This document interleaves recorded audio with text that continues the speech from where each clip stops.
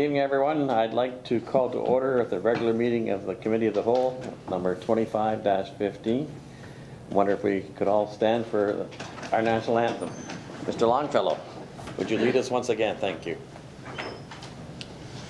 Oh, Canada, our home and native land, true patriot love in all thy sons' command. Car ton roi s'est porté l'épée, il s'est porté la croix.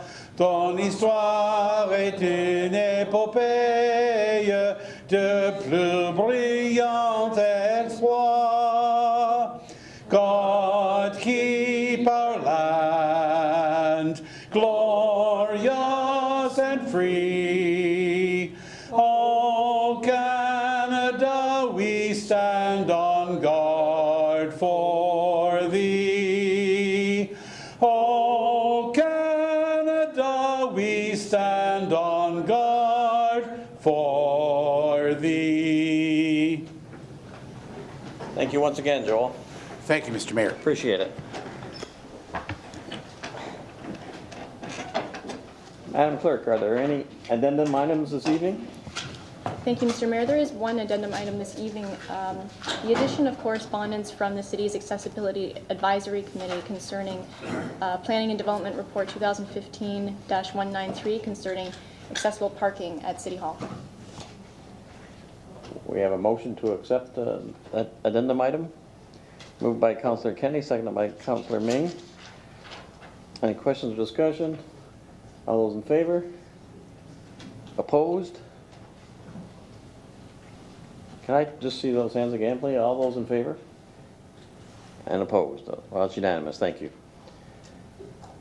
Do I have a motion to confirm the agenda? Moved by Councillor Kenny, seconded by Councillor Desmarais. Any questions? All those in favor? Opposed? Carried. Could I call for a motion? No, any disclosures of interest?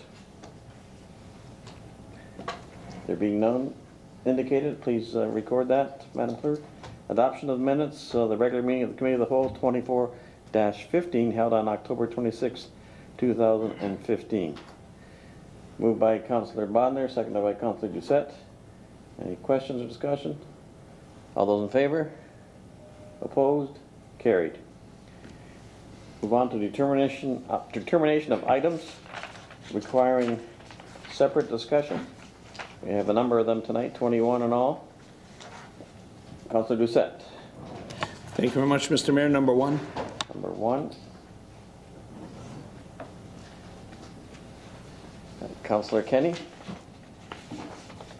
6, 7, 8, 9, and 10. 6, 7, 8, 9, and 10.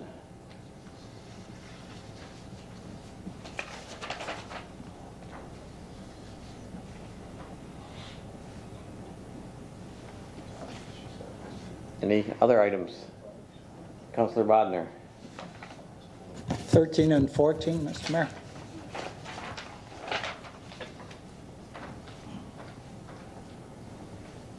Councillor Doucette, you had your hand up again?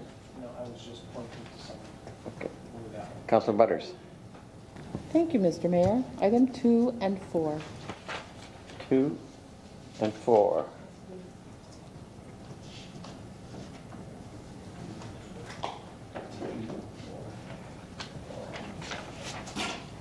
Any others? Councillor Elliott. Why not? Item 12. Item 12. No.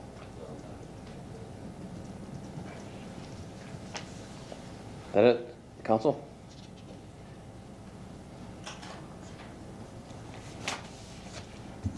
And I'd call for approval of those items not requiring separate discussion. Moved by Councillor Desmarais, seconded by Councillor Kenny. Any discussion? Call for the question. All those in favor? Carried. As I understand it, there are no presentations and no delegations tonight, Madam Clerk.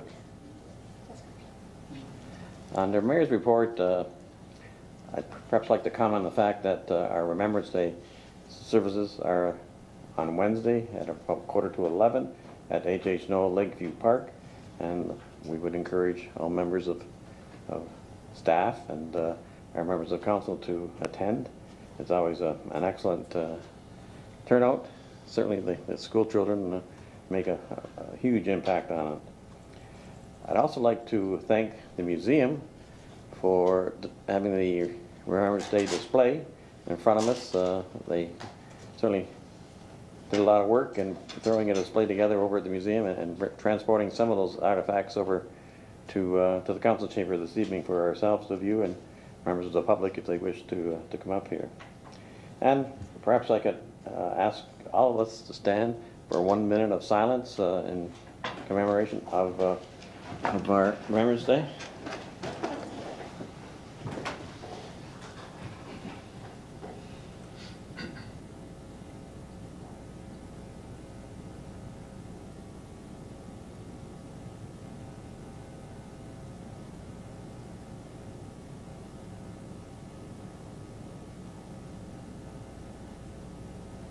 Thank you, council and staff. Regional Councilor David Barry, welcome. You have a report this evening.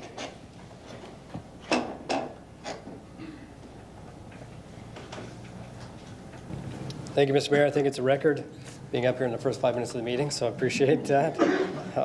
And I as well will be brief on a couple of matters related to regional taxes. One is the municipal land transfer tax that many may have heard about in the press. The province has given the authority to municipalities to, if they wish, charge an additional tax with regards to land transfer, which essentially doubles the tax currently paid. A portion going to the province and then another portion going to the municipality. There was a resolution passed by regional council while recognizing that ability that the region, in fact, will not be instituting that charge here in Niagara. And I think it's clear for people to recognize that that is the case. In other jurisdictions where that does occur, we see there is trending with regards to less transactions. And although it may be seen as a positive from a government perspective in the short term, the long-term impact is not a positive. So that item's been considered, and that's the stance that the Niagara region has chosen. Just to give this committee and council, and community an update with regards to the regional budget process. We continue to be on track for meeting 0% guidance. We have discussed and debated and approved in principle to date the capital budget, water, wastewater rates, waste management, and all our agencies, boards, and commissions. On deck next is our operating budget. And we forecast that will be zero as well. Once that's discussed, Regional Council does have an opportunity to discuss how they'd like to spend the assessment growth as well as provincial uploading to the tune of about $5.9 million. So there's still some discussion to come forward, recognizing that Council does have options for setting new priorities, all while still maintaining zero. And one other matter, Mayor, there is a resolution coming forward this Thursday night with respect to property taxes paid by Niagara Regional Housing and finding ways to eliminate that.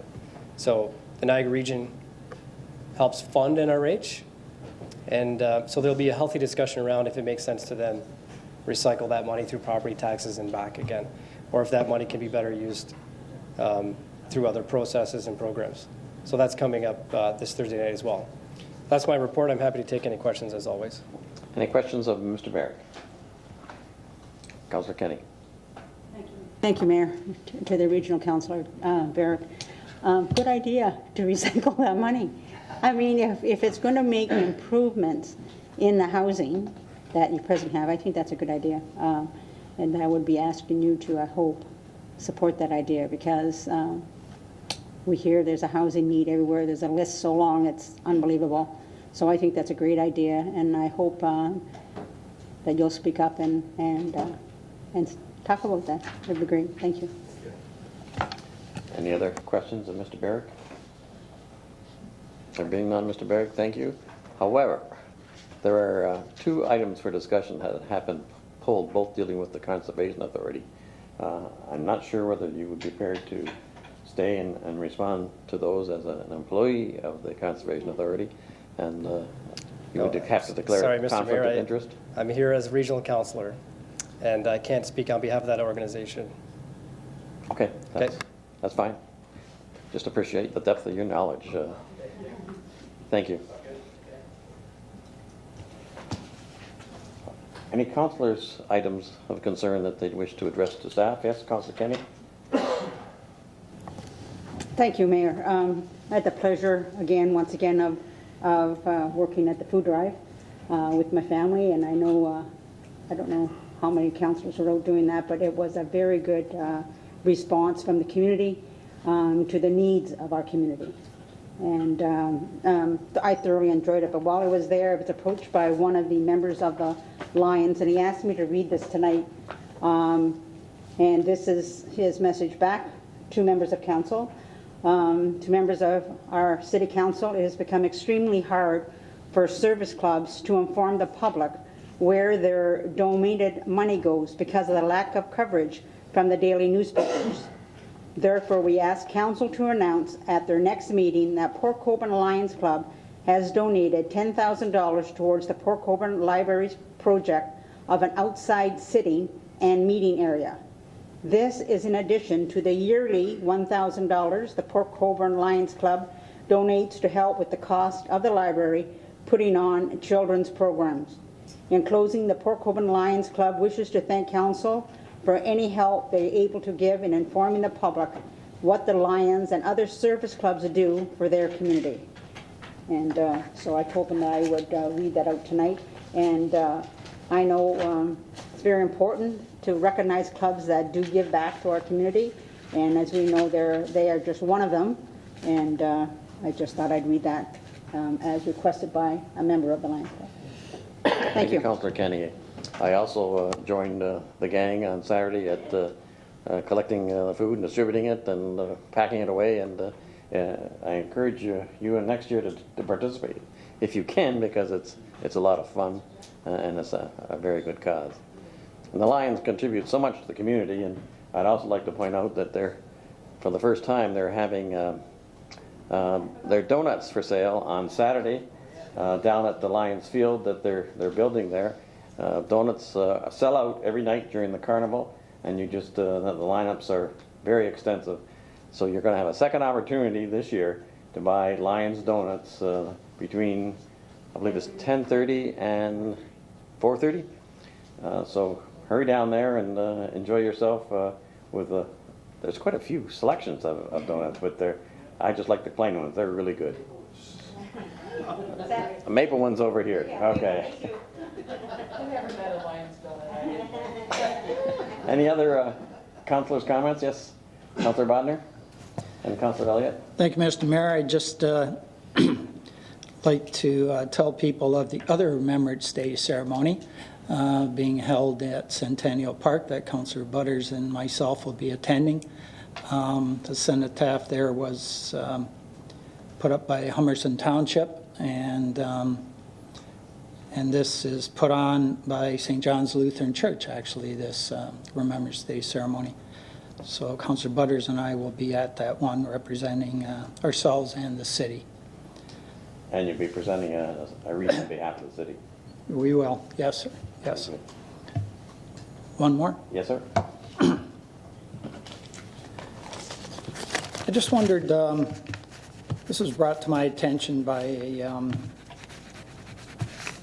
resident in Ward 4, and through Mr. Mayor to Dan, you can direct it wherever it might be. This is, have we had any conversation with Fort Erie as to a boardwalk going at the end of Holloway Bay Road out on to the road allowance? I'll let you talk on that. Through Mr. Mayor to Councillor Bonner, yes, the Director of Planning and Development out in Fort Erie did broach me on the subject, and I advised him that I need more information. And if I'm going to bring something forward to council during the budget, I need more information. And that's where it was left off at. I never heard back from Mr. Brady. Okay. The reason I bring that up, if you think we have trouble now at the end of Pleasant Beach Road, wait till he put a regular boardwalk out there over top the dune to what is a 70-foot road allowance. Now they talk about, because it hits the beach at an angle, it could be a 100-foot beach, which is, kind of a nice beach. But I think there better be a big talk on parking and where you're going to put people to get to this beach before we ever entertain that. But I'll leave that with you, Mr. Aguilina. I'm sure you'd bring that up if that conversation comes forward again. Okay. Thank you, Mr. Mayor. Thank you, Mr. Bodnar. Mr. Elliott. Thank you, Mayor. I'm just kind of searching for another issue that I wanted to bring up. First of all, I sit on the Niagara Community Foundation Board through council. And just to give a quick report on, we had a meeting last Thursday, and just to give a quick report on how we made out, the Niagara Community Foundation runs the 50-50 draw on Thursday nights through the Downtown Cruisers Association on their cruise nights. So Thursday night we just had a recap and went over the whole summer, and it gives me great privilege to announce that through all the help of the volunteers, the Port Colborne Community Fund was the beneficiary of just over $10,000, which represents approximately a $2,500 increase from the previous year. So a big thank you to everybody that helped with the 50-50 draw. A huge thanks to the downtown Port Colborne cruisers for allowing us to do this. And a big thanks to all the cruisers that come out and all the public that came out and supported the 50-50 draw. Just to give you a breakdown of where those funds went to, the committee decided to donate $3,000 to the YMCA of Niagara for their Pro Kids program, only in Port Colborne. $1,500 to the Roselawn Center and Friends of Roselawn for their capital improvement campaign. $1,500 to the Habitat for Humanity build that's happening in Port Colborne. And $2,500 is allocated to the endowment fund named in honor of the PC Downtown Cruisers Association to support its projects in Port Colborne. The balance of the money will be allocated throughout the rest of the year for all local charities doing projects in Port Colborne. So all of the money that was raised through the 50-50 draw gets distributed through in Port Colborne. So if there's charities out there that are looking for a little bit of funding, there is money left over and available. It's really nice. We had a good discussion on where we're going to allocate the funds, and the number one area was the Pro Kids through the YMCA, because it's donated to kids and helps support them in their athletic endeavors. So to see them, to see the Y be the recipient of $3,000 was really a great thing to be part of. So I just wanted to bring that to everybody's attention so that everybody knows what the Niagara Community Foundation does, especially to let people know that their money that we are raising in town stays in town. So we really did allocate to three really good programs. The Downtown Cruisers Association, when they set up and allowed the Niagara Community Foundation to do the 50-50, they were told that there was going to be a $5,000 donation total to their own special fund where they can direct the proceeds of that. So the first year there was $2,500, and this year another $2,500 to top up to the $5,000. So again, a real big shout out to the cruisers for allowing the Niagara Community Foundation to do this.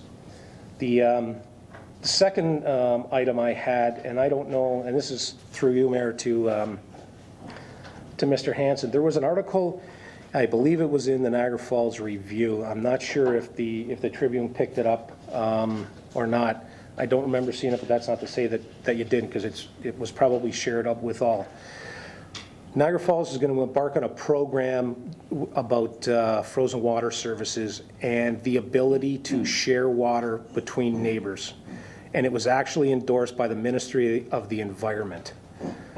And I was under the impression that we backed off from that, from even endorsing people to do that.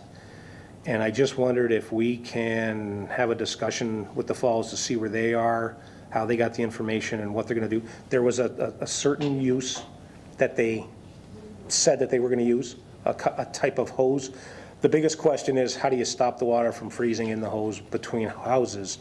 But it was interesting to hear that they had the support of the Ministry of the Environment to do that, because basically we had been reported to that really we shouldn't do it for health concerns. So I just wondered if you had any comment on it, or if you could touch base with the Falls and find out where they stand with the program.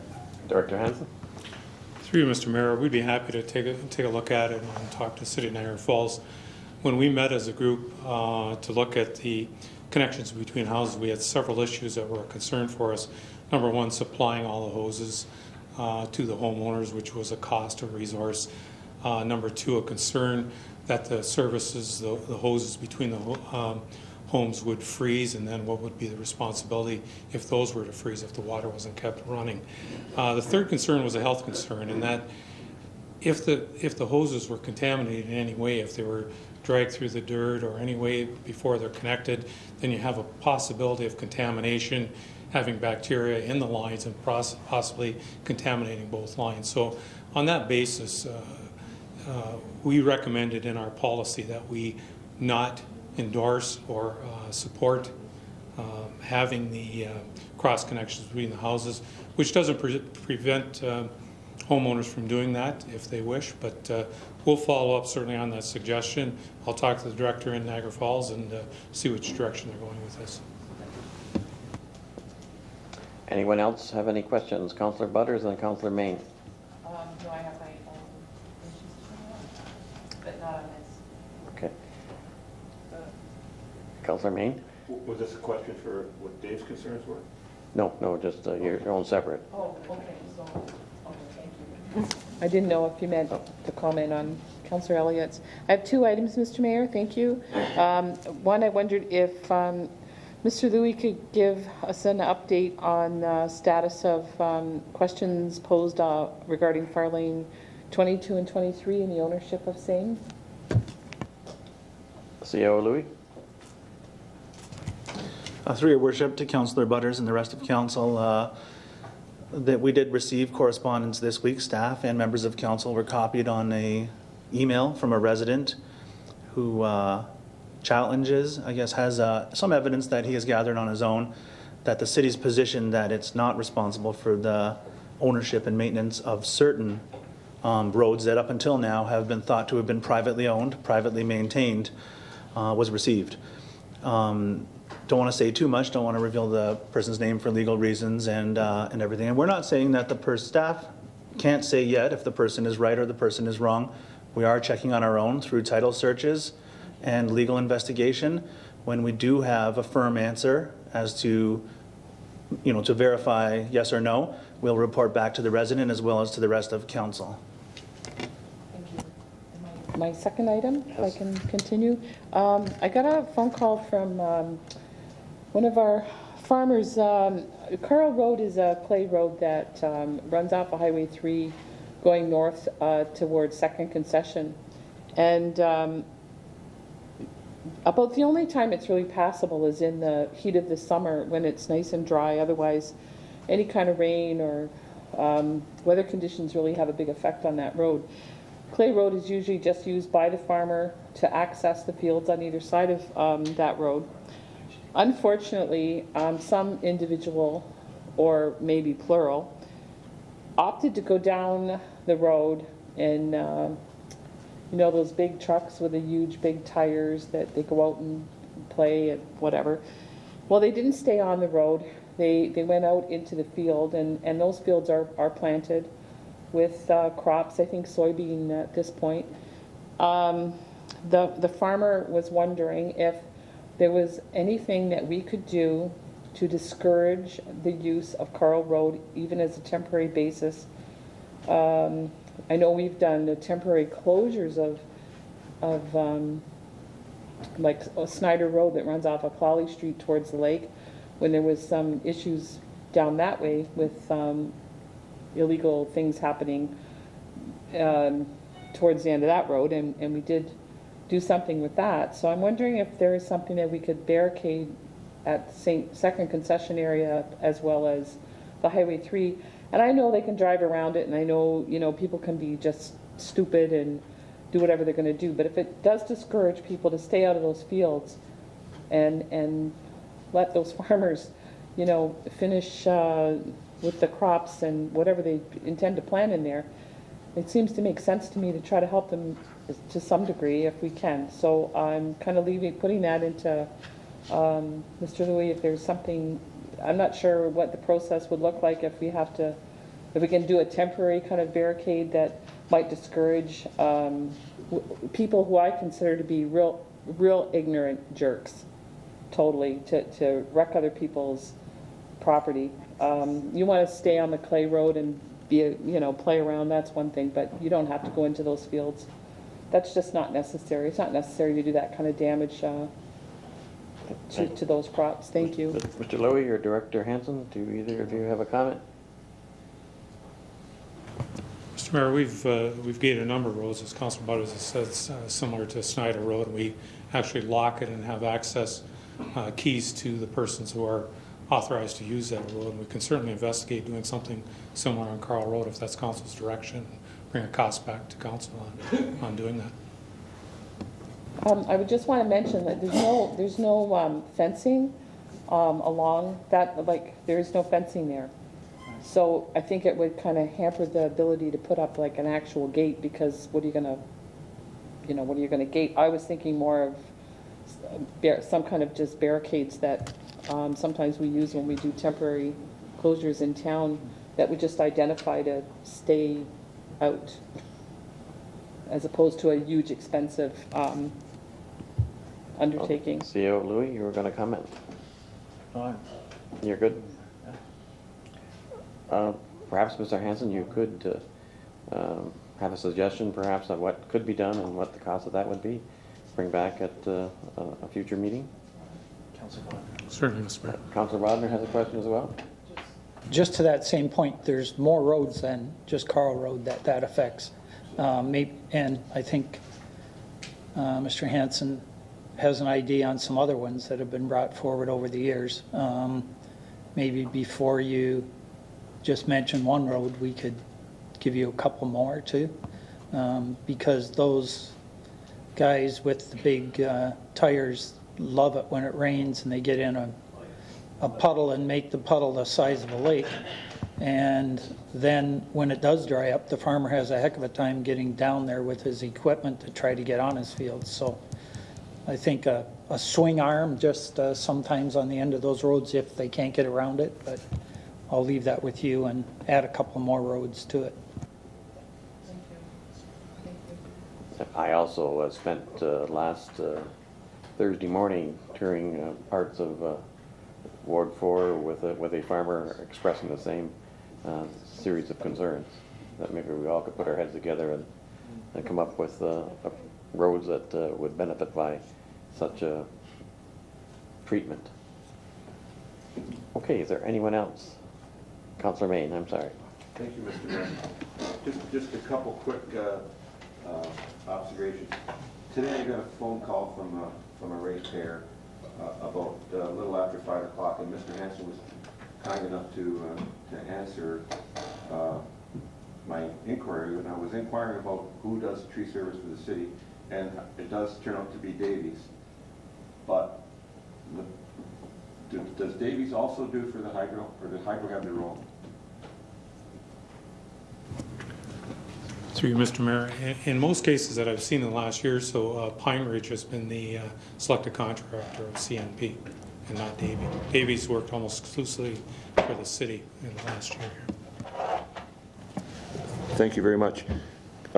This person's complaint, and as soon as he said they trimmed the tree because of her hydro lines were there, I knew it wasn't the city, it had to be hydro. but he said they butchered the tree to no end. It's just like a guy learning how to cut hair for the first time. And I'm sure that in the spring it'll probably fill in a bit, but he's very upset, so I'll have him get a hold of Hydro and make his complaint with those people. And my second item, Mr. Mayor, is we do have a new fire prevention officer, and I talked to the chief about it tonight, and his picture was in the paper today. But I think it's time for the people of Port Colborne to have a meet and greet, and if the chief could bring them out for maybe the next council meeting, or have them sit at Market Square with the fellas. Thing he's not a local boy, a lot of people won't know him, and this would probably be a good way to learn who he is. Chief? Your Worship, Councillor Mann and Council. Yes, Scott Lawson's been on the department now for a couple of months. He was at our open house, so a lot of the public got to meet him there. He's been very active in the community. A number of things have been going on over this last number of weeks, but I'll make a point of both getting him to a council meeting in the very near future, as well as trying to get him to our market on a Friday morning. Thank you, Chief. Any other comments or questions? If there be none, we perhaps move on now to consideration of our items requiring separate discussion. Councillor Doucette, item number 1. Thank you very much, Mr. Mayor. Just a question through you to the city clerk. Do I read the whole motion, or do I just read what's on top? And the reason I'm asking that is this is a motion that we prepared, and if through you, sir. Thank you, Mr. Mayor. The process for moving the motion would be the same as that for the other items, unless you would prefer to read it out loud. You would simply read the title. Read the title? Okay. The motion is by myself, creation of a bylaw to control traffic zones in the city, and the notice of motion was given on October 26th. Is there a seconder for the motion? Councillor Main? Any comments or discussion? Councillor Doucette? Thank you very much, Mr. Mayor. In the process of writing this, I also sat with Mr. Hansen, and one of the things that came out was that there had already been a review in 2003 for traffic operations through the city. And in looking at these different zones, if we were to have this study redone, we would be looking at them and setting them up. One of the issues is that I was informed that when you have a sign that says autistic child or deaf child, that's not considered a traffic zone. That's just a sign that indicates something is going on. So that although they'll know where those signs are and they can go back and check, that wouldn't be considered a traffic zone, and it doesn't slow down anyone. It just does what it does. The school traffic zone, I've asked Mr. Hansen to check this out. One of the concerns we had with the school zones was that if we do that, how do the police this? And that was a concern. If you have it all the time, then they can police it all the time. But if you set time limits, and I've asked him to check that out for me, and through you to Mr. Hansen, do you have an answer for me, Mr. Hansen? Mr. Hansen? Through you, Mr. Mayor. Briefly, the school zones, what we've experienced, what we've seen in Ontario is that the school zones are regulated by flashing lights when you want to designate the time of day, and we think that's probably the most appropriate way to proceed. Going back to the 2013 budget, we had a price in there in the budget to put in flashing signs at Trey School, and I think, not speaking for Councillor Doucette, but that was the area of concern. Yeah. I don't think Council would contemplate putting an increase in speeds in other school zones within the city that would probably remain at 40. So there is a price, and we will bring that forward since it's a couple years old now. We'll bring that report forward on a cost for the flashing lights to designate times of day. So for instance, in the Ontario Traffic Manual, you can set these times of day between 8 in the morning till 5 in the afternoon, and the speed limit is actually reduced during those hours, during school days, when the lights are flashing. Otherwise, those zones are 50 kilometers an hour, and I believe that's what council is looking for in this report. So we'd be happy to bring that forward in the next report to council that's been asked for. I was asked about the signage itself.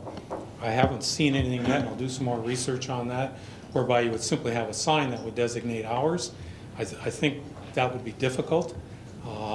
Somebody would have to be totally aware of the time of day as they were approaching, so we'd rather see the flashing lights on the zones themselves. So that's sort of where we are with the zones, and we can certainly research that more if it's recommended that we go ahead with the operation study in the specific areas that council wants to see these signs implemented. Okay. Thank you very much, Mr. Hanson, through you, sir, then. So what you're telling me then essentially is that you want to wait until this study, if we approve this study, that this study will hopefully answer some of these questions? Is that what you're trying to say? Through Mr. Mayor, it could go either way. I mean, certainly implementation of the school zone at St. Therese would require a 2016 budget allocation. So yeah, we're looking at April or May anyway if we go ahead and get the allocation. All the school zones, and again, what we talked about was setting the terms of reference for the study. If there's an appetite to look at all the school zones in the city, that could be included in the traffic operations study. Otherwise, we'd be looking at a report going forward with an indication of 2016 budget, and then possibly just implementing that in isolation of the operation study itself. It could be done either way, I believe. Okay. Through you again to Mr. Hanson, where would the money come from for this study? I think that's important. Through you, Mr. Mayor. Since 2013, we've been putting in 2012 or 2013, council allocated $10,000 a year for traffic studies. We were getting quite a number of requests similar to this one to review signage or signals, this sort of thing. So at the time, council put into the levy a $10,000 a year allocation. So going forward, we have the money in the budget of $40,000, and I believe that'll be $50,000 once 2016 budget's approved. That should be enough funds to do a comprehensive study, traffic study of the city, depending on the terms of reference. So we'll sit down and review that. Once council is satisfied with the terms of reference, we'll put an RFP out and then determine what the price will be to address all those terms of reference that are in the study. Okay, good. Thank you very much, Mr. Hanson. Through you again to Mr. Hanson. Don't sit down. How quickly can this be done? If let's say we have this study, how quickly can this study get done? Since the money's there and we don't have to go back and ask for it, and we don't have to wait till budget time, how quickly can the study be done so that we can move on these issues? Typically, traffic studies you want to see through a season. So if we're doing traffic counts, we probably want to do a spring and possibly a fall count. If pedestrian counts are in there, you want to do a school count as part of it, so that could be done in the spring as well. So our plan going forward was to do an update of this 2003 study. The important thing for the study, before we do the RFP and get going on it, will be what are the terms of reference, really defining what council wants to see as an outcome of the study itself. And once those terms of reference are set, then we can define it and probably do about a 6-month study to get all the counts in place. Okay. Last one. Last one, thank you. Last one. Okay. So all of that can be given in a report on December 14, 2015. I'm sure we can arrange together to have a group of us sit with staff to develop a terms of reference. Can we get all that on December 14th so we can move on it? Through you, Mr. Mayor. Is that too fast? I think that's not enough time. Okay. The idea would be to put a committee together to discuss current traffic concerns, whatever they are in the city, and in that way, meeting 2 or 3 times, reviewing some of the data coming in, determining what the concerns of the city are and setting the terms of reference, and then getting an RFP out. It's certainly 6 weeks isn't enough time to do that. So I would recommend that we go forward and form the committee, the TAC committee. Council can determine who they want to see sit on the committee, the number of councillors that are on there. We'll put our staff to it, and then have a couple meetings in terms of reference and determining what the concerns of the city are. Probably bring a report back from the TAC committee, getting concurrence with the rest of the council to determine that's what they want to see as an outcome from the study itself. Okay, so we can probably do that from the TAC committee by December 14th. I would think through you, Mr. Mayor, I would think we could convene the TAC committee certainly in the next month. Okay. But whether we can come to all this, Yeah. all these conclusions and get back to council by the 14th, that's certainly not enough time. Okay. Thank you, Director Hans. Councilor Roger. Enough for now. Thank you. Through you to Mr. Hanson. Do you have enough money to do this without the 10,000 from the 2016 budget? Through Mr. Mayor, it depends on the terms of reference. It depends on how many counts we have to do. If we're doing a safety, one of the suggestions a couple years ago was a full safety review of all the roads in the city. The 2003 operation study strictly dealt with the arterial roads in the urban area. So when we had our discussion, Councilor Doucette and I had a discussion, would it be the entire urban area? Would it be the entire city? Do you want us to look at some rural roads as a safety review, lighting at intersections, railway crossings? All those things in the terms of reference will determine what the cost is. So whether 40,000 or 50,000 is enough, it'll depend on the terms of reference. So we really need to hammer out what we're looking at and then get an RFP out to determine what those costs will be and what the counts and everything else might be for the consultant. Councilor Roger. So the RFP wouldn't go out until after budget then? The RFP can go out as soon as the terms of reference are determined and as soon as we have a consensus of what we want to see. Once that goes out to the consultants will tell us the components of that study, what those components are going to cost. So if the safety review is part of it, that may be worth $10,000. Stop sign review, for instance, might be 10. So it depends on what all the components are. And if we structure this correctly, the $40,000 or $50,000 we could start immediately on the terms of reference as they're priced by the consultant. If we wanted to add more on later, that could come in future years or add-ons to the study itself and keep expanding it. But I guess my question is, you're not going to spend the 10 grand until it's, you're assuming $10,000 may come forward of budget, but having sat through a few budget things, something might get chopped. So I wouldn't want to see you put that in there and then, have it cut off in budget. So. Through you, Mr. Mayor, we would only be authorized to spend the money that's in the current budget. This isn't an ongoing maintenance item where we can spend half of the anticipated amount. It's strictly whatever is allocated, and it's an annual allocation in the levy. So if that's taken out, certainly wouldn't have that. So the upset limit for the study at the present time would be what's in the current budget.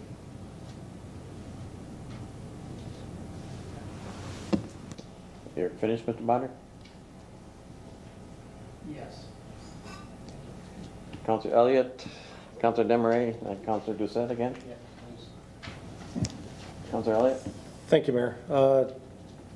Just a couple of points of clarification on some of these bullets. Number one, it says, prepare a report regarding the establishment of a traffic zone for seniors to be located in Elgin Street and Steele Street, and seniors residents at Portal Village. Can anybody tell me what a traffic zone for seniors is supposed to look like? I'm not exactly sure what are we talking just signage, or are we talking something else? Because I've never heard of a traffic zone for seniors. Dr. Hanson. Through you, Mr. Mayor. There are pedestrian warning signs in the Ontario Traffic Manual. They're strictly warning signs, and we can put those up at any time. They have no significance in terms of speed or safety. They're strictly a warning sign, and they actually have tabs on those particular signs that say seniors.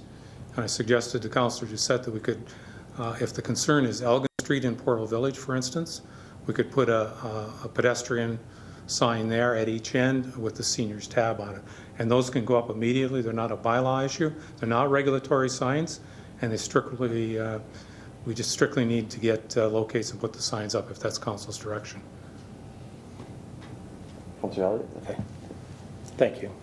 I like the sounds of that because I didn't know what a seniors traffic zone was. So, with regards to point number 3, Director of Engineering and Operations be directed to prepare a report on establishing a traffic zone review mechanism under which all traffic zones within the city are reviewed every 5 years in order to evaluate their operation and validity.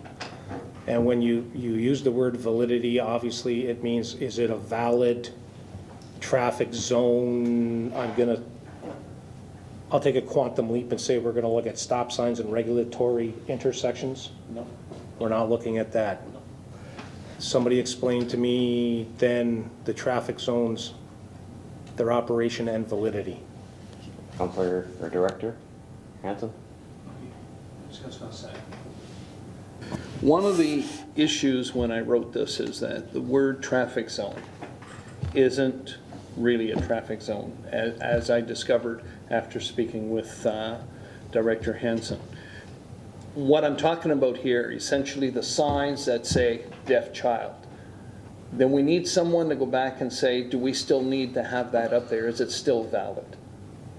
And if it isn't, let's yank it, let's keep it for another time. And that's all number 3 meant. It wasn't talking about a traffic zone. And I thought of them as traffic zones, and it was explained to me after that they are not traffic zones. They are strictly signage that indicates, be careful, there's a specific thing going on here. You know, there's deaf child, blind child, there's a combination of signs. And the reason I wanted that is because there are some areas where we have signs where the individuals may have, the signs have been there for 10 or 15 years. The individual may not even be in that community at all or in that neighborhood anymore at all, or has grown up to the point where they don't need that sign any further. And I think that it behooves us to not take a look and see if that is still valid in that neighborhood. Because if it isn't valid, then we should be yanking it so that so that the drivers driving around are not fearful of something running in front of them, because that could create its own dangers. Okay, so that's what number 3 meant. But anywhere where you see traffic zone, even in number 1 where it says traffic zone for seniors, it isn't a traffic zone, it's strictly a sign. I took it as a traffic zone, and I wrote this motion like that, and I've discovered that I should not have put traffic zone in there.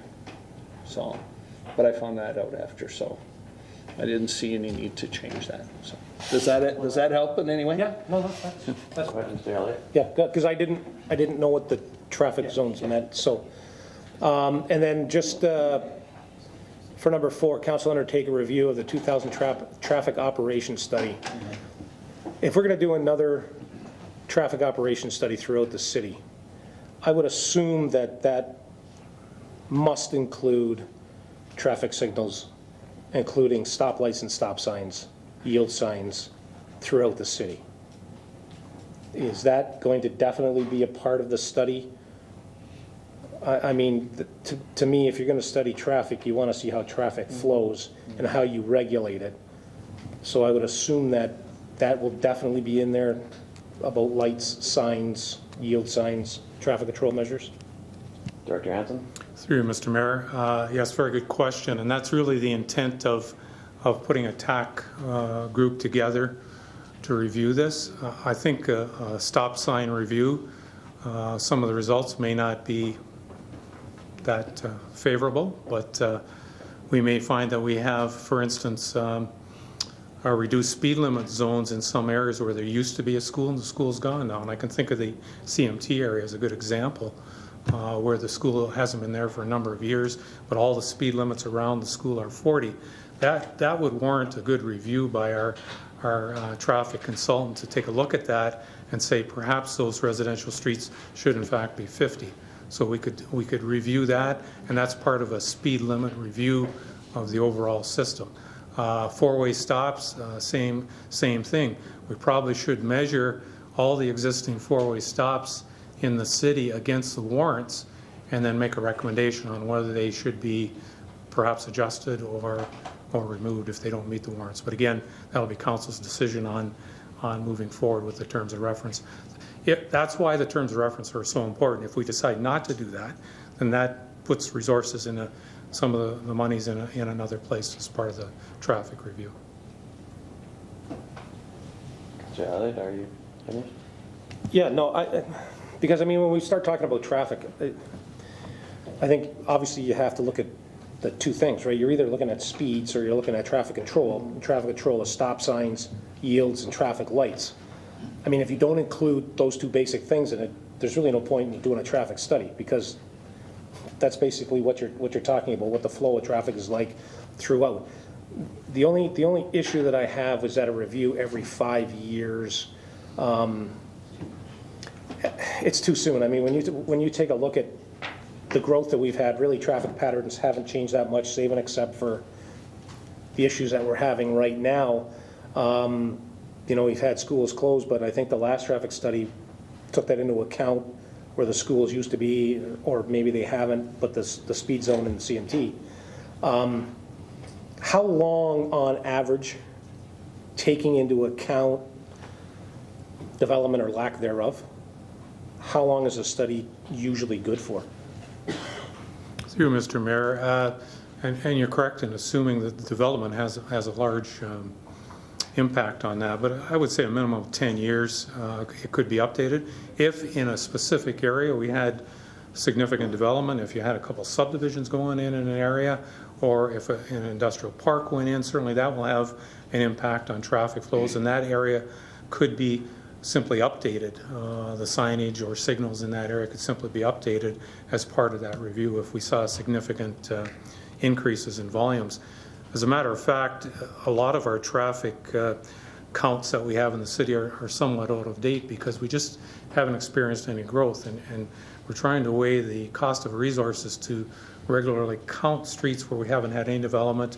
There's no increase in traffic volumes. Pedestrian counts are not increased, so I'd like to put the resources in other places. So that hasn't been done, and the operation study is a good opportunity to at least do vehicular counts in the arterial roads to determine what the impacts are and if everything is correct in making that traffic move from A to B. In light of the concern or discussion over the terminology traffic zones, would it be appropriate to consider an amendment to Part 3 to traffic warnings?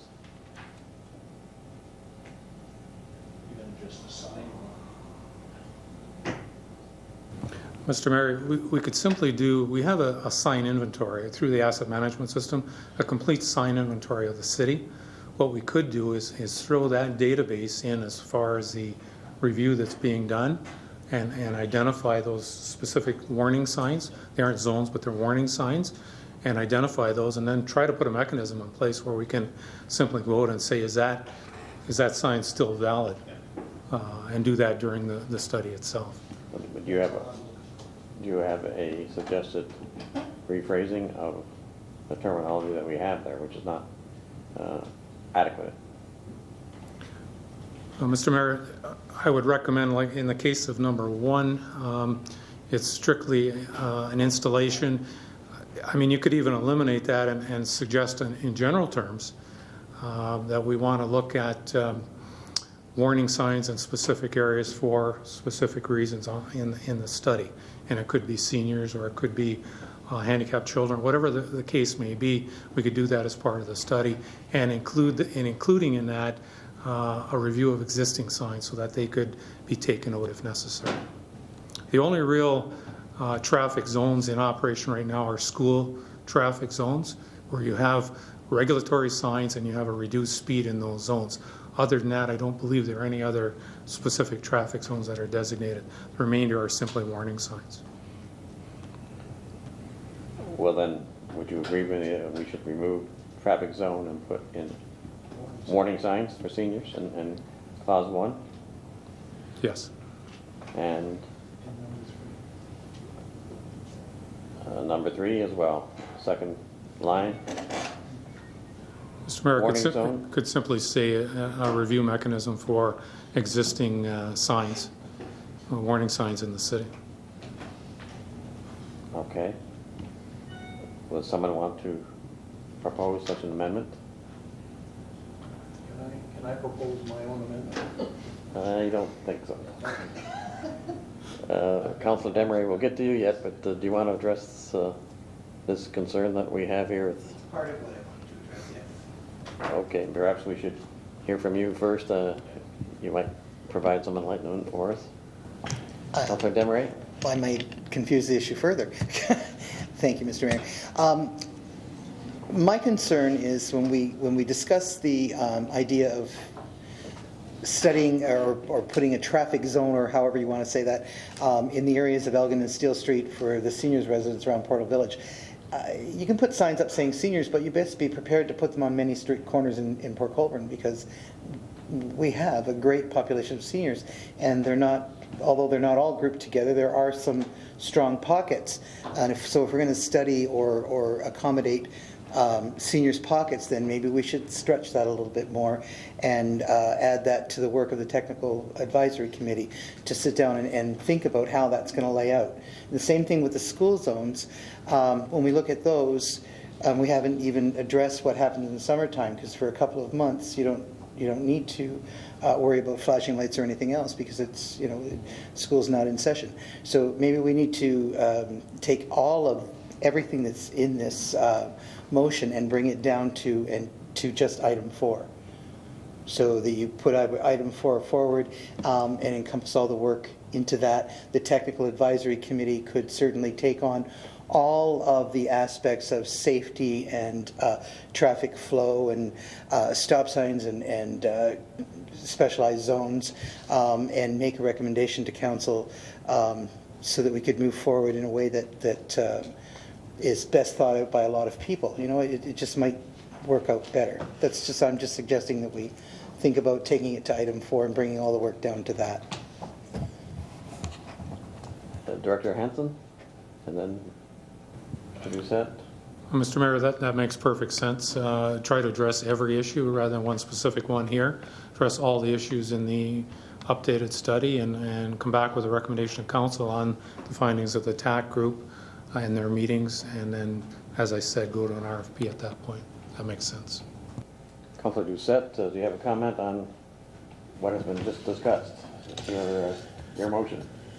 I have no problems as long as all of this is thrown into the study.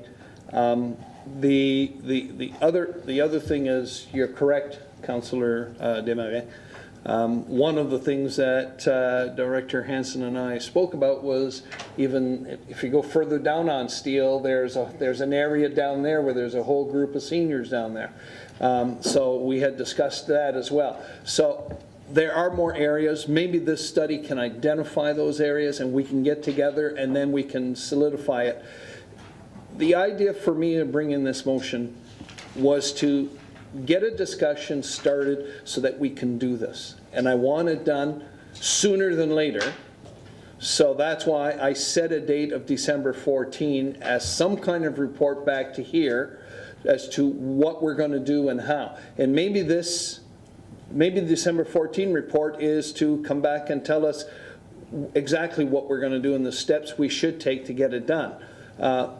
I really don't care how it's done, but I don't want it. I don't want us to sit there and say, yeah, let's do it, and then 2 years from now we're still waiting for a report. That I don't want. And that's the idea behind giving it a date. I wanted something to happen. So Director Hansen, I have no what's problems the with that. reasonable date to satisfy Councilor Doucette's concerns? Well, Mr. Mayor, we can bring a report forward in the December meeting and outline some ideas from a traffic perspective on what we should be looking at with the TAC committee. We can make a recommendation that a TAC committee be formed with a number of the councillors in attendance and then go forward from there.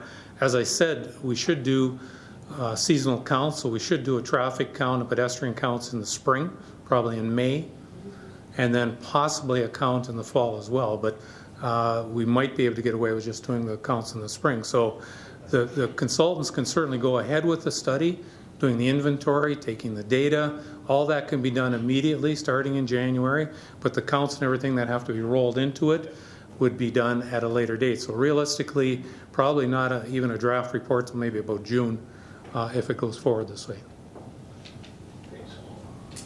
Do you want to perhaps consider a friendly amendment to this by deleting clauses 1, 2, and 3? And throwing it all into number 4. So number 4 becomes number 1, Yes.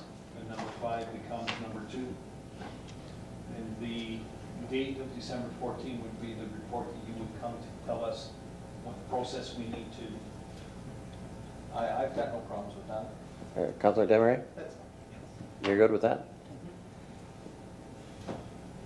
Does everyone understand what is being proposed now? Is there any more discussion on the motion as amended friendly? No more discussion? Call for the question. All those in favor? Opposed? It's carried. Thank you.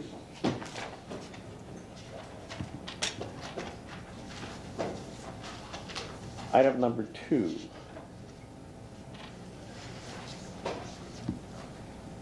Councillor Kenny, was that yours? Me. Or was it Councillor Butters? Thank you. I have enough. She does. Thank you, Mr. Mayor. The motion regarding reconsideration of council's decision regarding stop controls at the intersection of College Street East and Elizabeth Street. Notice the motion was given at the October 26, 2015 meeting. Is there a seconder for that motion? Councillor Desmarais? Any discussion? Councillor Doucette, Councillor Elliott, and Councillor Bodnar. Thank you very much, Mr. Mayor. I'm going to go back to the issue at hand. I'm still receiving emails on this particular corner. The week after we voted it down, there was a serious accident. I don't know how serious. I know my wife went by it and drove by just after, and the police were there, the ambulance was there, every Tom, Dick, and Harry was there. I mean, I started getting emails saying, look, we've got to do something. It was just another accident that just happened at that corner. And that doesn't come close to what is really happening with all the individuals that are solving it between themselves and not even bothering. And there's a lot of cars that are hitting each other, and you know, they're strictly bumper hitters, you know, and one gets out and says, I'll give you $500 and that's it, and they don't talk to the insurance and everything else. There's a lot of that going on at that corner. A lot of that going on at that corner. Councillor Doucette, could I just interrupt you for a Yes. minute? The clerk has kindly pointed out oh, hold on a minute. Okay, yes. in our rules of procedure, the procedural bylaw, that the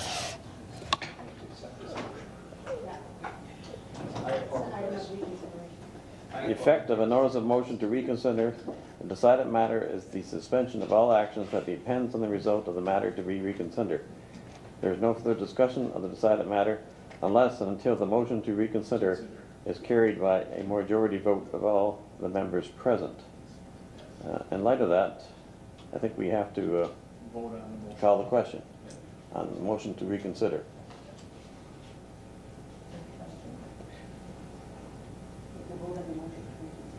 Yeah, just, this is the motion to reconsider. Okay, we'll pardon me? There's no discussion until we... Okay, I'll call the question. All those in favor of the motion to reconsider? In favor? That's 5. Opposed? 3. Then I will call the motion as presented originally. That we consider the question of stop controls on both sides of the intersection of College Street East and Elizabeth Street. Now we can move on to discussion of that motion. Councillor Butters? I had a question through you, Mr. Mayor, to Mr. Hanson. When I reread the reports and it had to do with Councilor Butters, if I can just cut you off, we have a mover and a seconder for that motion. Oh, sorry. Moved by Councilor Doucette, seconded by Councilor Desmarais. Okay, now please proceed. Sorry. Through you to Mr. Hanson, when I reread the report and got down to the part about the warrants, and per year it was like 3 or 4, whatever that number was, and how it said that number was as kind of low considering, I guess, would be considered too low of a number per year of accidents. And I was just kind of wondering, it also mentioned as kind of like a low traffic area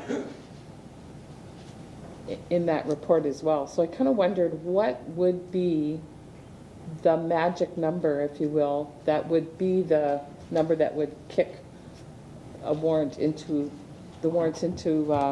effect, I guess. Director Hanson. Through you, Mr. Mayor, I believe the number is 5 per year for 5 consecutive years under the warrants. And also the volumes, you speak about the traffic volume, it's 500 vehicles per hour in all directions, heading up in all directions. So we're not close to that in either collisions. Okay. Thank you. That's what I just wanted to be clear. Thank you. Councilor Doucette. I won't repeat what I just said, but everybody heard it.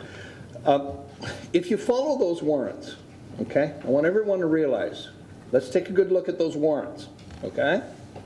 And people that are throwing themselves on those warrants and saying that those corners don't warrant it.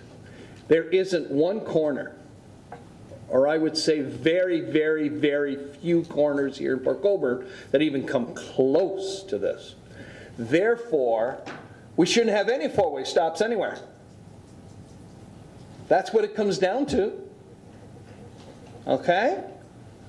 I would tend to believe there might be 1 or 2 that may have that capacity of traffic here in Port Colborne.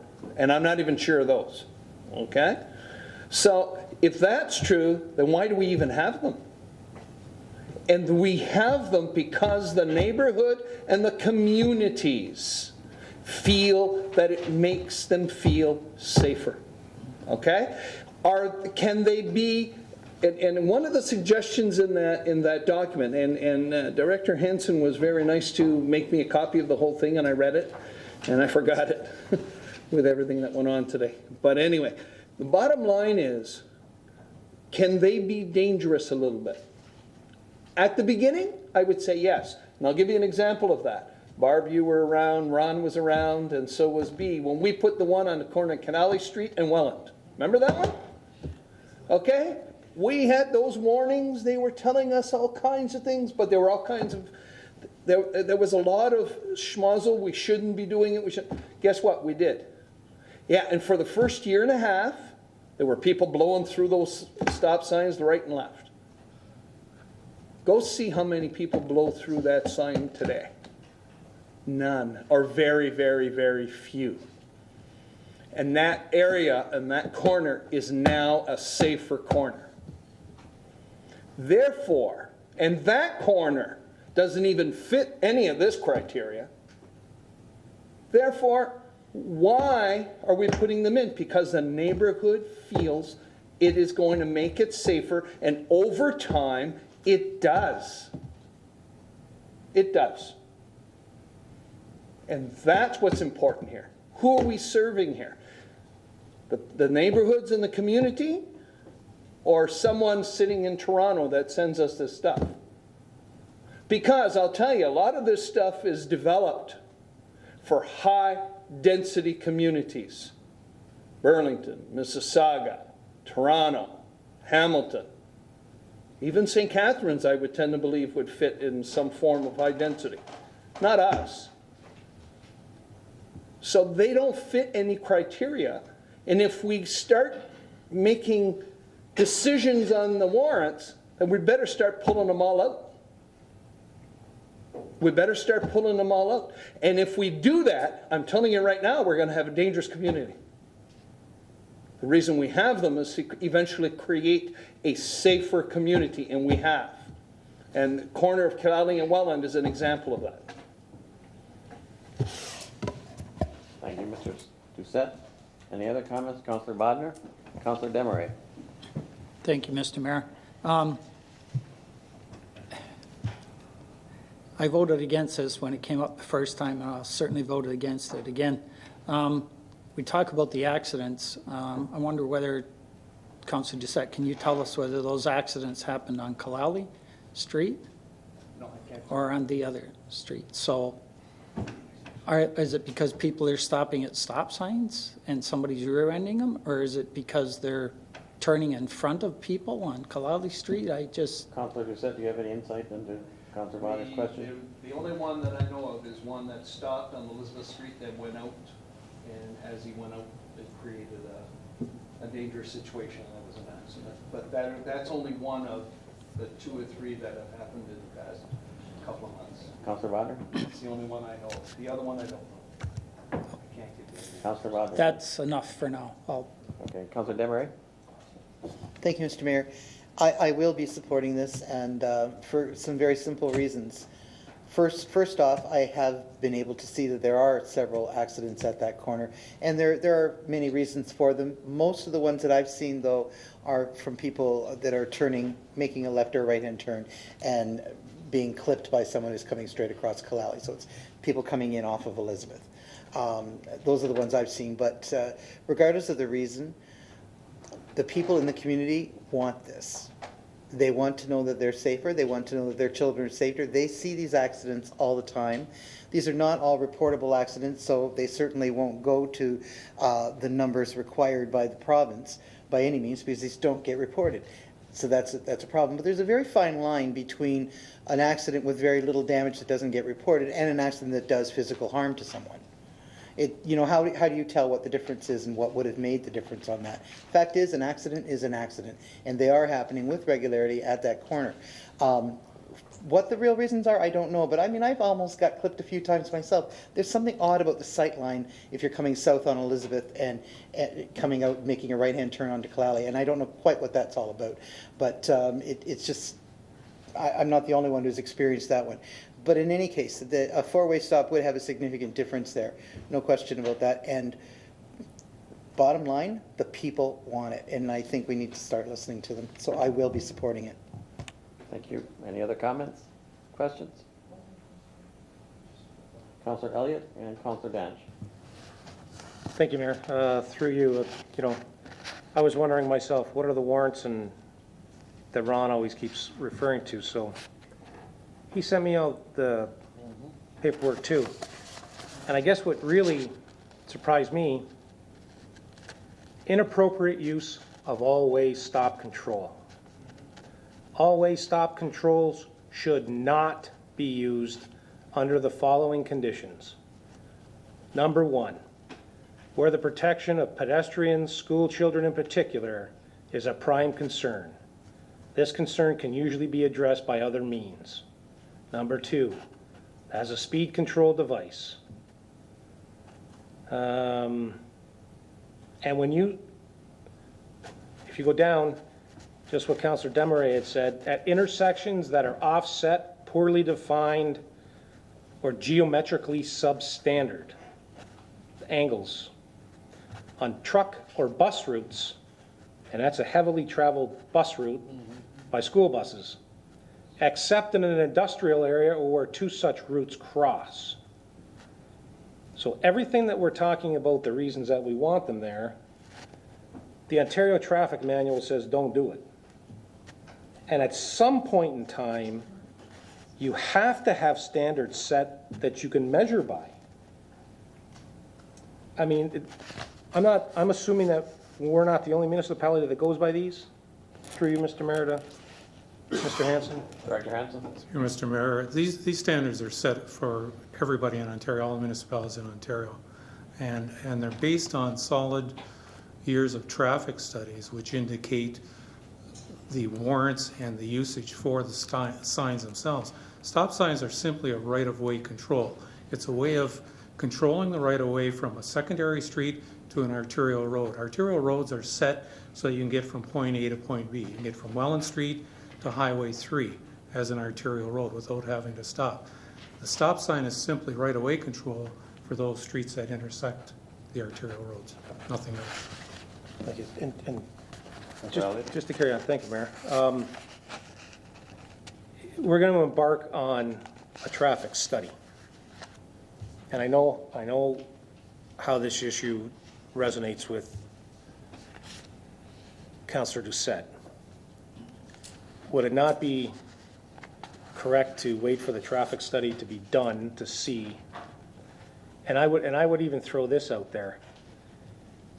We do have an issue with the speed on Kalali Street around St. Therese in the off times. It's a 40K, we go from 50 to 40 to 60.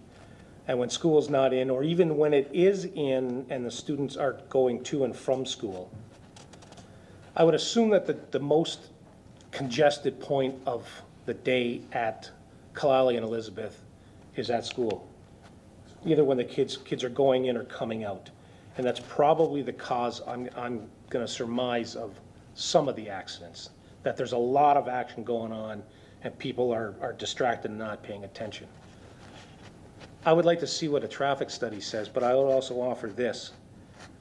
If we were going to consider, and I would really hope that we would, because I believe it was a couple years ago that I even suggested putting those flashing lights to reduce the speed in front of St. Therese so that cars, A, would slow down, because most of the time they don't, because they don't notice the reduction in speed sign. B, the flashing lights wake you up and let you realize that you're in a zone where caution needs to be used. And see that through the summertime, the police can't sit there and pick off everybody that doesn't notice that it's 40K. But I would offer this.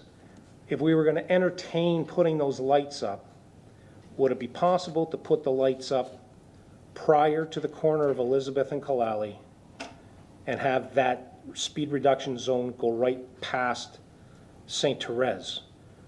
That way you're basically incorporating two school zones into one zone. You're slowing traffic down through Kalali Street, through the through street, which seems to be a source of contention. And then once school is gone and the congestion has left, I would say basically you're back to the regular flow again, and you wouldn't need the stop signs because all that turning and coming and going has subsided. And then when it comes back again in the afternoon, the lights would go back on and you would slow everybody down.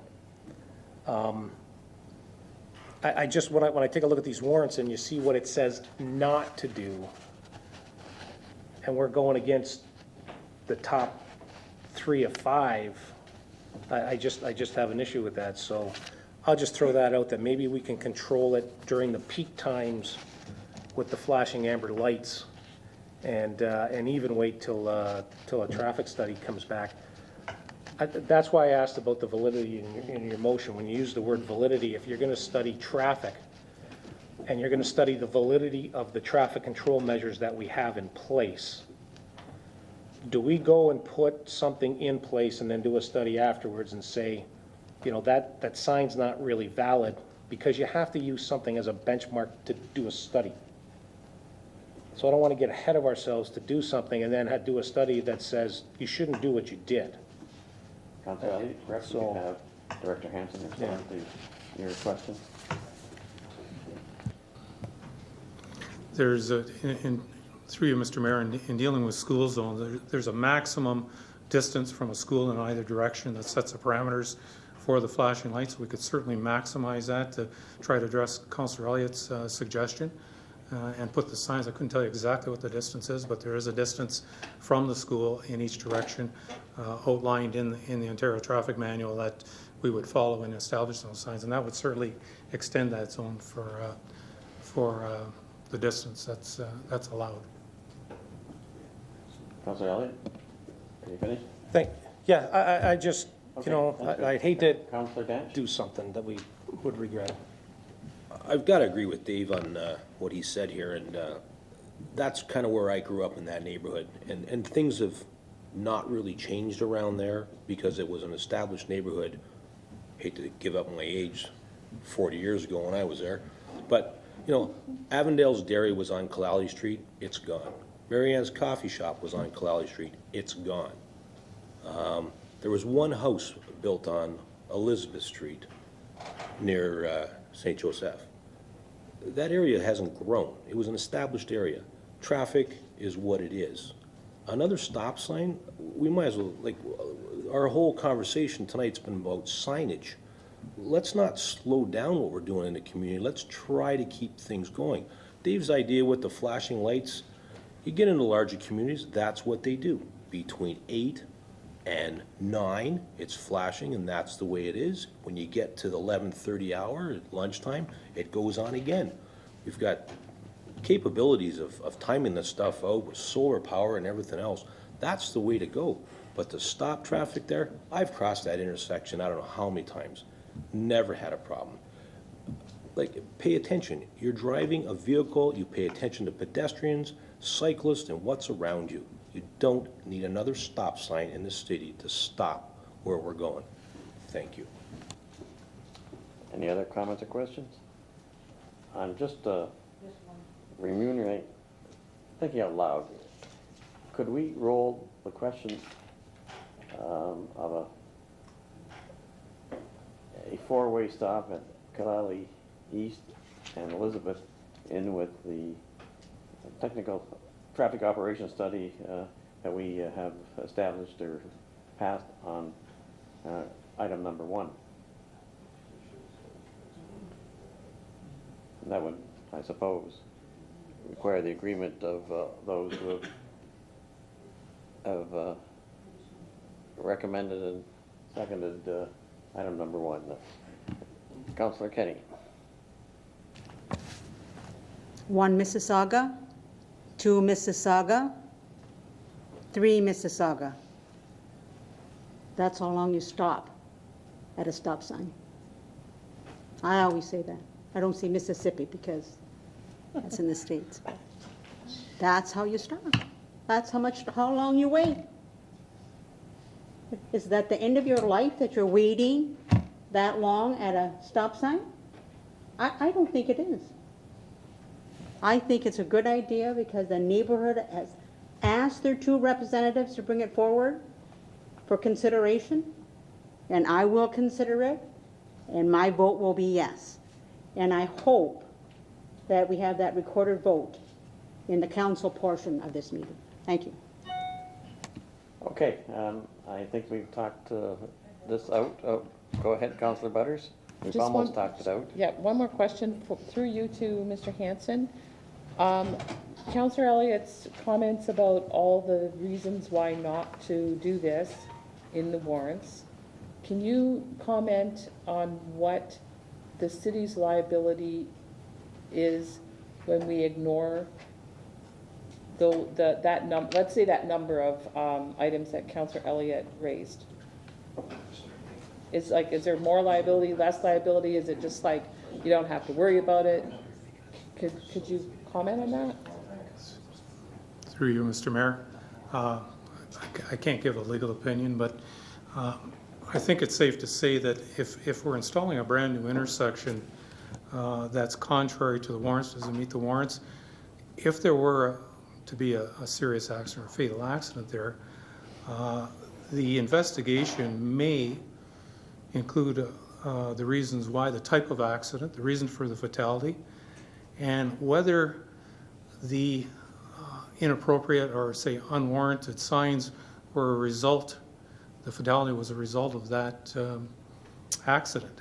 And if that's the case, the city could have more liability in that case. If the city were diligent and did a traffic study which ensured that all the regulatory signs in the city met the warrants that are required, it certainly puts us in a better position from a liability point of view. And you might want to get a legal opinion to really back that up. That's a technical opinion. Have we exhausted the discussion on this motion? The motion, as I understand it, moved and seconded, is that the Director of Engineering and Operations be directed to install a four-way stop at the intersection of Colorado Street East and Elizabeth Street. All those in favor? 1, 2, 3. Opposed? 4. Opposed? 1, 2, 3, 4. I will vote against the motion. This is the same result that we had the last time this came before this council. Councilor Demery? Thank you, Mr. Mayor. I would ask that we make sure that we do have a recorded vote on this. In the council portion. Thank you. I'll separate it. Madam Clerk? Thank you, Mr. Mayor. As a result of the motion failing, it basically is defeated at the committee level. So, which means that, and this is, I believe, also happened during the last time this was considered by council, there is, in effect, nothing for council to consider because committee makes recommendations to city council. And recorded votes are taken during the council meeting. Thank you. So we can't even have a recorded vote? We'll just... Yeah. It's okay. Councilor Rodner, had a question? I'll say the same thing I did the last time we did this. If anybody's watching here, they know who voted. Please put my name down as voting against it. So, you know, I don't think any councillor needs to hide behind anything. We voted one way or the other, so, you know. Okay, we can move on, please. It's item number 4. Councilor Butters? Thank you, Mr. Mayor. Fire and Emergency Services Report number 2015-191. Subject, proposed smoke and carbon monoxide alarm door-to-door program. Is there a seconder for that recommendation? Councilor Butters? Would you like to lead off? Councilor Kenny? Second it. Second it? Okay. We have the chief here, and I just think it's really important to try to keep getting the word out, how necessary these devices are in our homes. It's the law, actually, but also from just a safety perspective. So I just would really like to have the chief speak to it for a few minutes, just to try to hammer the point home. And if what's going to happen, chief, when our firefighters go knocking on the door and the person does not have a working smoke alarm or carbon monoxide alarm? Your worship, to Councillor Butters and members of council, thanks for this opportunity to speak this evening with regards to this report. What we're finding in our analysis of the city as a whole, and it's throughout the entire city, not east versus west, north versus south, but through the entire city, we're finding that as of Friday night at 5 o'clock, it's down to 64% of the homes don't have the necessary alarms. That's down from 72 that we'd found earlier in the week. What we're finding is that a number of people, for whatever the reason, either aren't maintaining them properly. The age dictates that the alarms need to be replaced. That's at 10 years. And in some cases, unfortunately, people don't have alarms in their home. We had the unfortunate case to have a major fire the other morning in which an elderly gentleman was lucky enough to get out of his house, or at least to the front door, and then a neighbor pulled him over the railing away from the fire.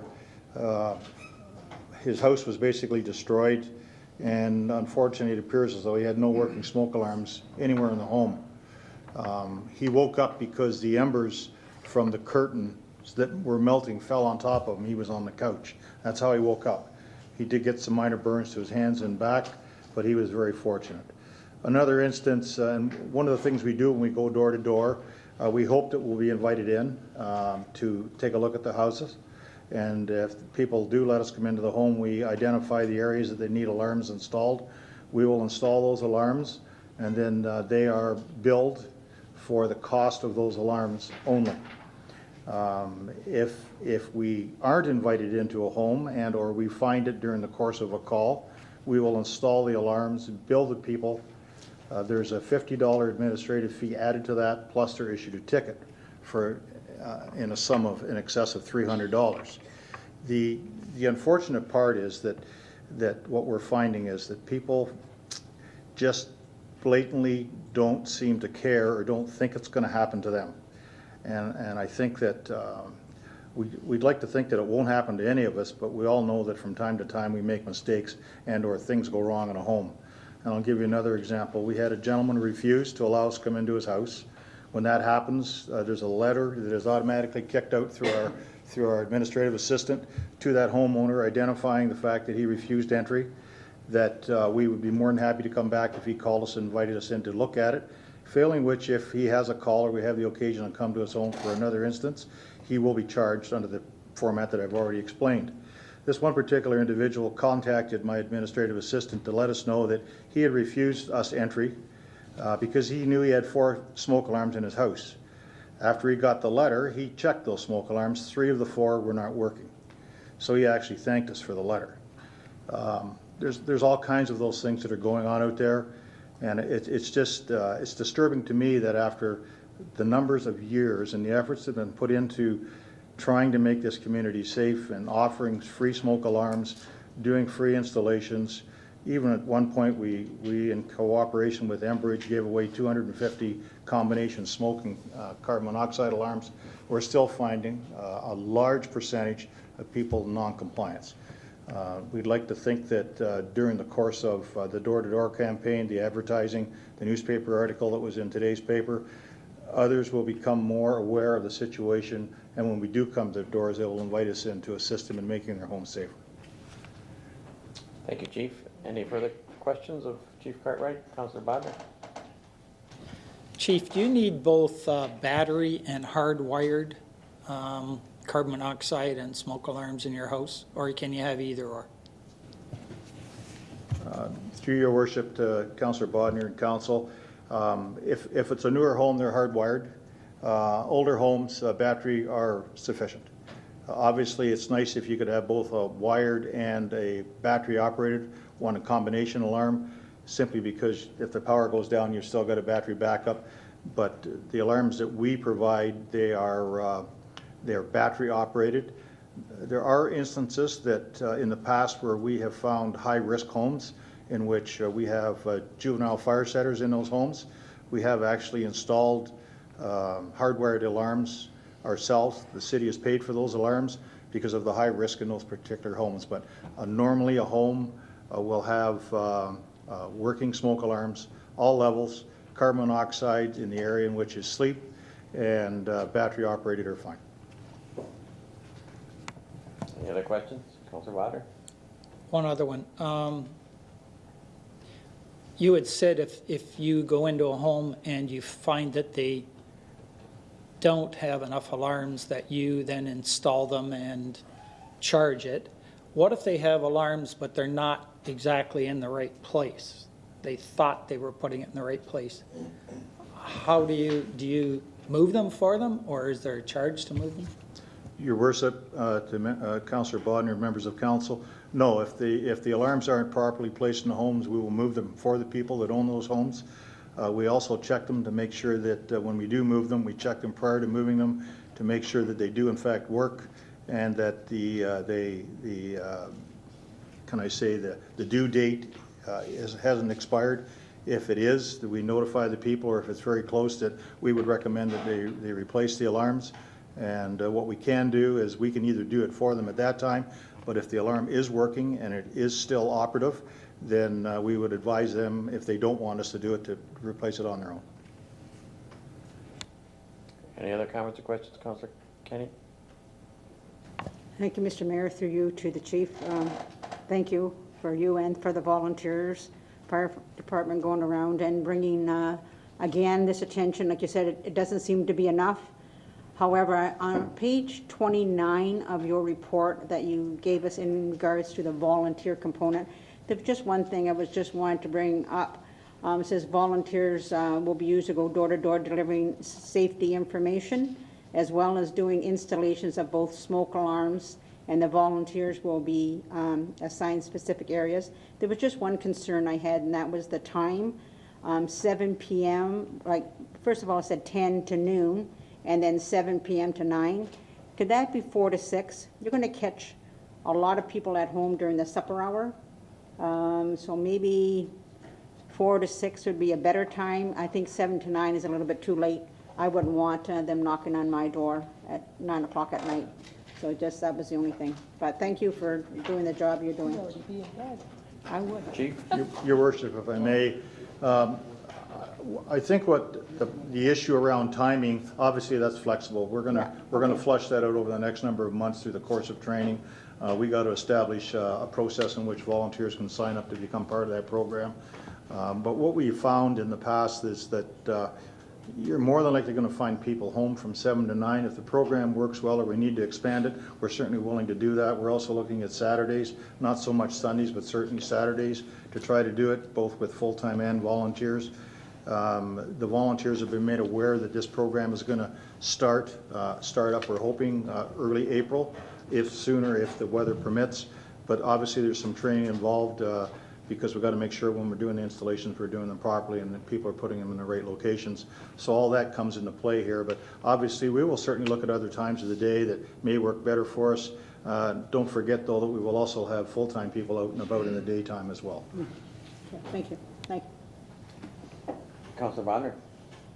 One more. Chief, you have information on where to place those alarms? Is it possible, like I sell fire alarms in my business, can I get that information? I assume it may be on the fire alarms, but it may not be exactly what you guys are asking for. Your Worship, through yourself to Councillor Bodner and Council, by all means, we can provide that to you. We have handouts that can be readily available to anybody who wishes them, yourself included.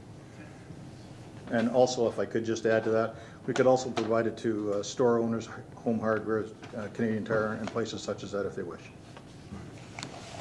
Chief, perhaps we could tell the public exactly what are the maximum fines for non-compliance? Your Worship, to yourself and Council, there's a couple of different aspects to this. One is that if you're a homeowner and you own your own home, our intent is to issue a ticket. The ticket is somewhere, I believe, in the area of $295, plus there's a charge that's charged by the courts. I think it brings it into the area of $340.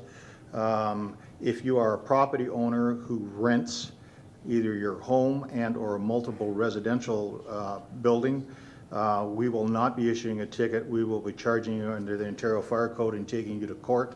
Our past fines have been in the area of $2,500 per count. If you had 5 apartments in your building, we'd charge you 5 times and go to court 5 times for you.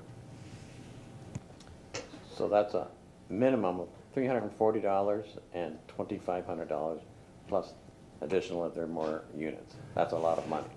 Your Worship, our fines have been up to $2,500. Sometimes a judge will determine something less, but our normal fines right now, what we're finding throughout the region, are in the area of $2,500. Thank you. We're good? Shall we move on, please? Item number 6, Planning and Development Report. Pardon, Councilor Kenny? Or we're going to vote on this? Yes, ma'am. All those in favor? Opposed? It's carried unanimously. Move on. Item number 6, please. Thank you, Mr. Mayor. Planning and Development Report number 2015-193, subject City Hall rear parking lot. Seconder for that recommendation, Councilor Main. Councilor Kenny, do you want to lead off? Thank you, Mr. Mayor. First of all, I'd like to thank Councillor Main, who was also the city's representative on the Accessibility Advisory Committee, who gave us the information this evening. I understand that the reason that we wanted to remove the disability parking at the back or remove one stall was because there was lack of parking for staff. I went today twice just to check the back parking lot. One time there were 11 empty spots, and when I went back later in the day there were 10 empty spots. So I didn't think there was any reason to get one other spot for staff. I was actually very disappointed that staff would even consider taking out a disabled parking spot so staff could park. I wasn't happy about it. it says on here one of the items it said there are 45 permanent staff members and an influx of additional staff, students, and counselors. Certainly, some of those influx or additional staff can park in the public parking across the street. And so I know Councillor Main wants to speak to this, so I will just add that I will not be in favor of removing a spot for a staff member to park. Thank you. Councillor Main? Yes, when we had our accessibility meeting on Friday, and everybody that sits on that committee were extremely upset over the fact, and it was unanimous, that the city, being a public-owned building, and I know the parking lot is permitted for people to park, which makes it private to the people who work here. But having discussed that, the accessibility areas, the permit's universal. You can take that permit pretty well any parking lot and use it. Other than the paid ones, you still have to pay if it's NHS. And their way of thinking was, if there's two, we should leave it two. You shouldn't be taking out any accessibility areas. At being a city hall, we should be setting an example. There's the laws, accessibility laws are changing as we speak, for public buildings at least, and there'll be some for in the private sector as well, in the downtown areas and the stores. So everybody, and they came up with this addendum, which was read by everybody, I hope, and they were very concerned about it, and I will not be voting for the elimination of the spot as well. Thank you very much. Any other comments, questions? Councillor Doucette and Councillor Elliott. Thank you very much, Mr. Mayor. Maybe through you to Ms. Hanson, because I believe she's the one that would have the answer to that. Is there a standard used? A certain amount of regular stalls means how many disabled stalls? Is there a standard used somewhere? Mrs. Hanson? Through you, Mr. Mayor, it's through the zoning bylaw with regards to one disabled parking stall for every 50 regular stalls. Okay. And we meet that, but we have two right now. There's only 47 stalls in the parking lot. Okay. So we're close enough to that to have the two. That's number one. Number two, I can't support going down to one simply because we have to think ahead here. And I'm thinking ahead, and as more of us age, more of us may need that kind of a stall to be able to be closer to the building. I believe the two was set up originally because it was something that was felt that it was necessary, and I don't see why we would change that. Now, I know what she's saying, one for every 50. Okay, so, but I still believe that if we have two, we should stick to two. I cannot see why we would change it to one. I really can't. You had a comment that you wanted to make? Through you, Mr. Mayor, it's one disabled parking stall per every 50 regular stalls. There are only 47 stalls in the City Hall parking lot. Thank you. Any other questions, Councillor Elliott, and then Councillor Demery? Thank you, Mayor. Through you to Mrs. Hanson. Do we differ on what city bylaws are as opposed to the Ontario regulations? I thought I read in Ontario regulations where it says one stall up to 13 or 20 parking spots, and then 40% up to 50. So 40% of 50 would be two, but we've got a bylaw that says that under 50, we only have to have one. So there seems to be two sets of rules. And could you explain the difference? Go ahead. Through you, Mr. Mayor. The standard in the zoning bylaw right now is one per 50. The new zoning bylaw has not been produced to go up to any other new regulations that are in place. They will consider that when they're doing the new zoning bylaw. The current standards are 1 per 50. Okay, and I guess an observation or a question, and I take Councillor Kenny at her word that there were spots available when people came in. But I take a look at the layout of the building, and I'm kind of puzzled why we even have accessible parking spots out the back when A, there's no ramp, B, there's stairs there, C, it's a locked door, so it has no access to the public. The public has to walk, roll, however you get with your limited abilities. You have to go all the way around the building to the front to come in. So why we have accessible parking in the back of a building that doesn't have accessibility to it is beyond me. Unless, of course, it's for staff. But again, the way that it's laid out, it doesn't allow for accessibility for staff to get in. So, because we don't even, is it a self-opening door?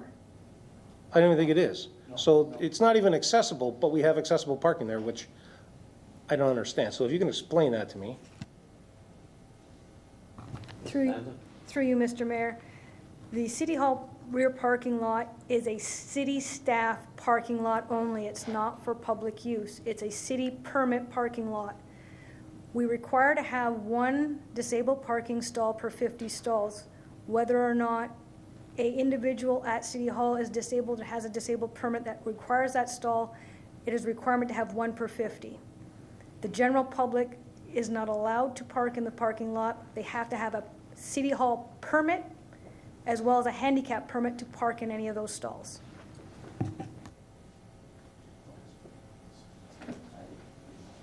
Councilor Demery? Thank you, Mr. Mayor. I can't understand taking the stall away either. I'm in that parking lot quite often, and I have not seen a time where there wasn't parking available, other than maybe market mornings. And we all know that it is a staff-only parking lot, but many patrons of the market do choose to park there. So that's the only time I can ever see where we're crunched for a parking space. But I truly believe in what Councillor Main wrote in his letter to us, and that is that the Corporation of the City of Port Colborne demonstrates leadership by going above and beyond the minimum standards set in the city's zoning bylaw. I think that's something that we should be doing. We should have that mindset. We have 2, let's keep 2. It goes above and beyond the minimum standard. But is that a bad thing? I don't think so. Are we really putting someone out? Is there a staff member who's continually not able to park because we tie up a handicapped space? I haven't seen that. So I can't support this. Are we ready for the question? All those in favor of the recommendation? Please raise their hands.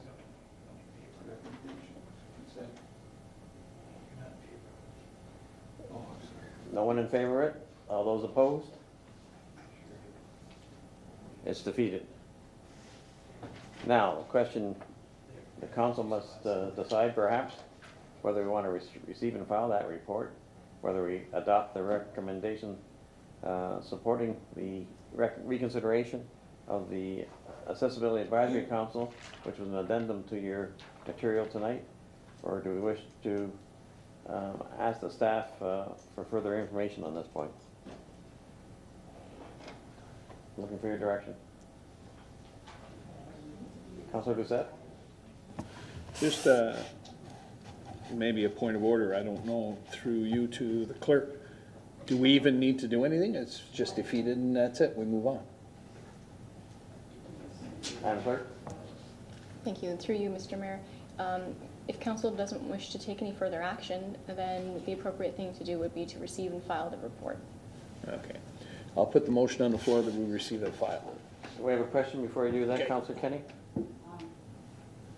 Thank you, Mr. Mayor. I heard Sherry Hansen say that you have to have a city permit as well. I would like to see that removed. It's bad enough the NHS does that, charges the disabled to park in their rear parking lot. I would like that removed, that if they have a handicap thing, that they can park in the back. If it's easier for them to go down the sidewalk, which should be clear at all times anyway, if it's easier for them to go down the sidewalk to the ramp, I believe that condition of having to have a city, just for those 2 spots, Your Worship, just for those 2 spots, that they don't have to have the city permit. Thank you. Councillor Main, you had a question? That would be another. It's this addendum, it's actually 2 parts if everyone has read it. And I'll take the time to read it right now. It was moved by Bobby Broughton and seconded by Laura Slade. That the Accessibility Advisory Committee recommends to Council that the Corporation of the City of Port Colborne demonstrate leadership by going above and beyond the minimum standards set by the city zoning bylaw and continues to adhere to the Integrated Accessibility Standards Regulations 19111, both with respect to the number of accessible parking stalls at Port Colborne Hall rear parking lot, and therefore does not approve the removal of an accessible parking stall in the City of Port Colborne parking lot. Second part, that the Accessory Advisory Committee recommends to Council that staff be directed to consult with and receive comments from the Accessibility Advisory Committee on any and all recommendations that affect accessibility as included in the Integrated Accessibility Standards Regulations 19111. So there's 2 parts to that. Okay. Yeah. Well, before Mr. Main makes a motion, Councillor Doucette wanted to make a motion. Perhaps let's get the motion on the floor and then we can continue the discussion. I'm going to leave that because there's something else brewing down there, and I'm going to listen carefully. Councillor Bodnar? Just to Councillor Kenny's point, you're assuming that there won't be any disabled staff members. No, I'm not assuming that. Well, every other... That's why we have two spots. Maybe we should make 5 spots. Through the chair, perhaps you could follow this conversation up, Councillor Bodnar? Mr. Mayor, through you. I don't think I'd support that. I think you're assuming that, you got a permitted parking for staff now in that parking lot. Why wouldn't you assume that a staff member may need to use that? I certainly have a handicap sticker. I use it once in a while. Maybe I'm not a staff person, although I feel like it sometimes, but I'm, but I don't know. I'll ask staff, have we ever given a ticket to somebody parked in the handicapped zone that didn't have a parking permit? Director Aquilina? Through Mr. Mayor to Councillor Bodnar, yes, in fact, we actually issued a ticket for an individual that was parked in the handicapped spot. They didn't have a permit parking system, and so I dealt with that through the first attendance, and I gave a warning and advised them to advise the other volunteers at the Guildhall not to park in those 2 locations. They're for permit only. City Hall permit only. Yeah. And Mr. Mayor, if I could, some of the background as to why there are 2 spots there. At the time, staff that worked at the city required that spot because they both had their accessibility, had some mobility issues. So that's why those 2 spots were put there. Previously there was 1. Thank you. So we increased it to 2. Councillor Bodnar, to my right? Someone want to make a new motion? I would like to make this as a motion, the addendum, please. Is there a seconder for that, Councillor Desmarais? Was there any consideration of well, it's in your addendum. We can read it all. Councillor Main, could you read your motion again, please, sir? Okay. That the Accessibility Advisory Committee recommends to Council that the Corporation of the City of Port Colborne demonstrate leadership by going above and beyond the minimum standards set by the city zoning bylaw and continues to adhere to the integrated accessibility standards regulations 19111, both with respect to the number of accessible parking stalls in the City Hall rear parking lot, and therefore does not approve the removal of an accessible parking stall in the City Hall rear parking lot. And that the Accessibility Advisory Committee recommends to Council that staff be directed to consult with and receive comments from the Accessibility Advisory Committee on any and all recommendations that affect accessibility as included in the Integrated Accessibility Standards Regulations 91111. The two paragraphs are not necessarily related. No. They're separable, so First paragraph doesn't need to be included. Councillor Butters and then Councillor Kenny. I just have a question about the second part. I thought that advisory, all advisory committees are subject to that kind of relationship. That they're, you know, I know like for the Heritage Committee, when there's something to go on with Roselawn, one of the things that, you know, I'll use the HVAC system, for example. They came to the Heritage Committee to have that discussion, how the HVAC thing should happen at Roselawn, for example. So I'm a little bit puzzled at where this fell off the rails, because it seems to happen in at least the Heritage Committee, and I just had that expectation that that's the way it was with all of them. Councillor Rain, do you wish to respond to that? I can respond rather quickly. I've been on this committee, and the two meetings that there was an issue was, one was the new washrooms at the Harbor Master House, where the only time the advisory committee got some input is when they went to Chris Lee and asked him about it. And Chris was very good. I mean, he had all the sizes, and what they wanted to do was just be included in the fact of where are they going to put everything. And we do have some handicapped people that sit on this committee who are first liners. They walk the walk, they talk the talk, and they just feel left out. Some of these people come off work, took two hours off of work Friday to come to the meeting. So that's dedication, and I think now with this parking lot thing, it kind of put the edge on it, and there are people a little bit upset, which they should be. If they're going to donate their time and they're going to take time off of work to contribute, then they should be listened to. So in answer to your question, I think what Councillor Main has indicated, he has examples of when the committee was not consulted, and they wish to ensure that henceforth, when dealing with accessibility issues, they will be consulted. I agree.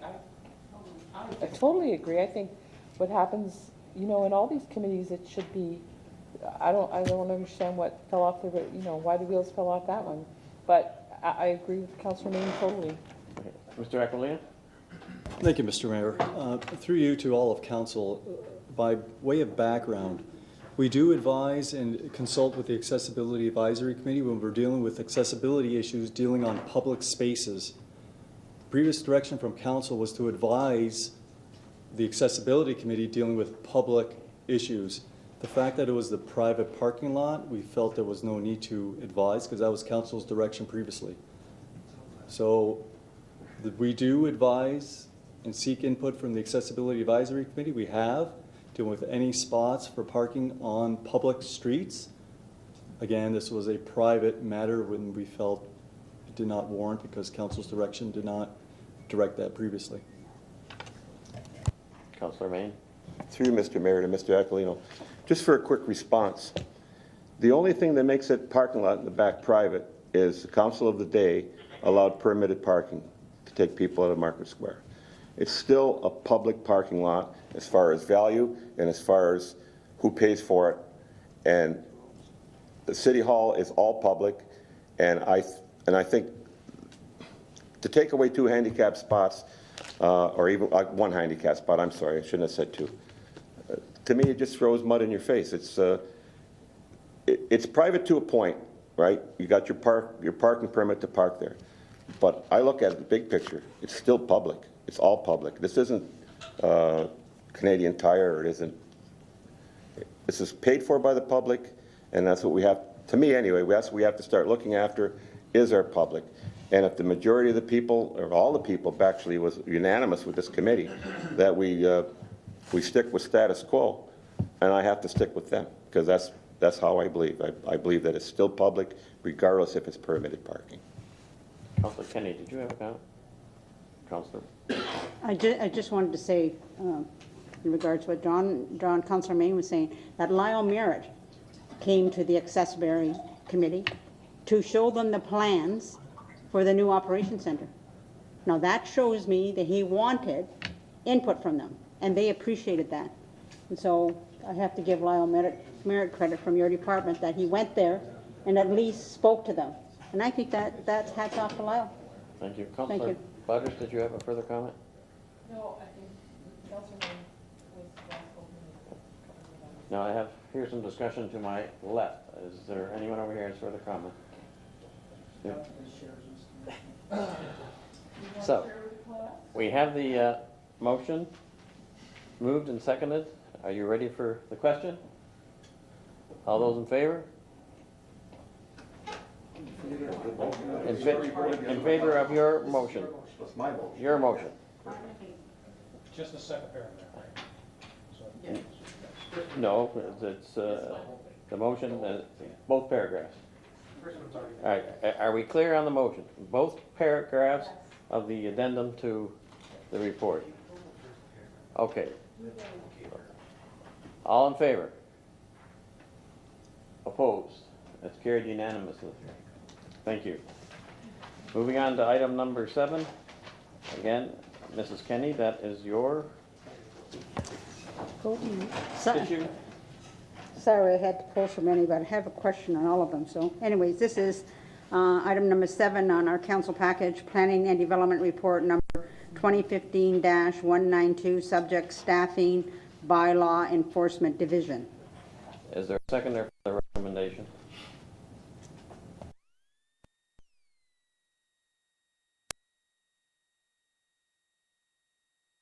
Thank you, thank you, thank you. In regards to the report that was given to us. Page 1 of 5, I guess, or page 45 of your council package, it discussed that in the past 14 years, this company that we used has supplied 64 employees to train and perform just the issuance of parking tickets. And they said there was no consistency, no ability to train staff, and this was not cost effective. Apparently the company that we have used has now decided that they want to get away from us. They don't like us anymore. For whatever the reason, that was not given. They were opting out. What I would like to know, I have several questions. What I would like to know is, have we contacted any other company besides this company for a price? And that's one of the questions. I can do that through you to the Director Aquilina, do you have a response?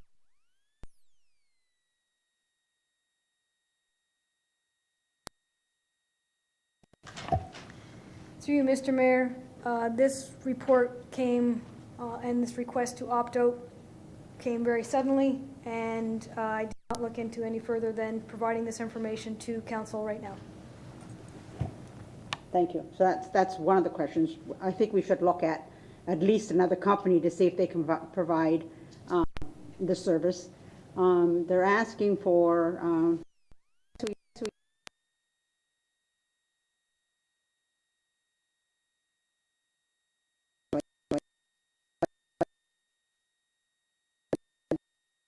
we were bumped up to 35, but then again, not only is just the hours, it's vacation pay, sick time, all the benefits have to be added into that cost, where we don't have that now.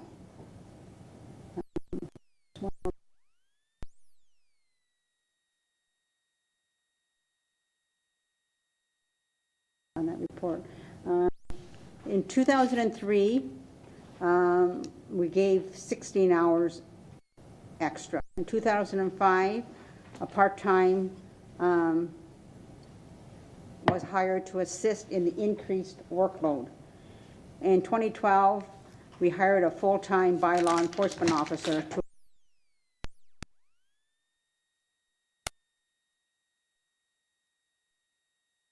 or a third.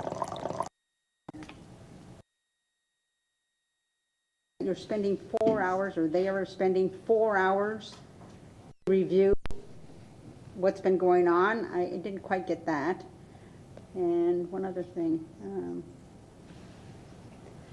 They said October 13th, the subject chief administrative report 2015-24 East Village Neighborhood Improvement Task Force Council directed staff to report back regarding bylaw enforcement and property standards to make revisions and responses to property standards complaints priority. So if you're telling me by adding 11 hours, that's all you're adding, that is going to be a priority, you're going to give 11 hours because you need this other person for everything else. So you're only giving 11 hours of the week then to this.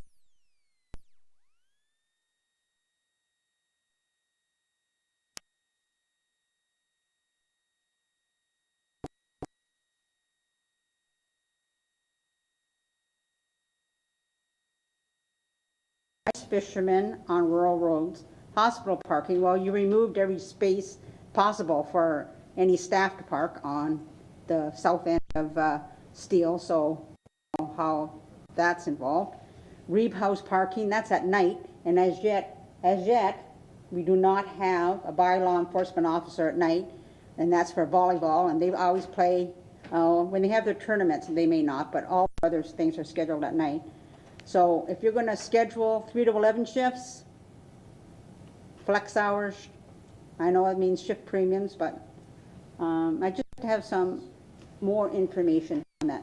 Thank you, Mr. Through you, Your Worship, Mr. Aquilina. Thank you.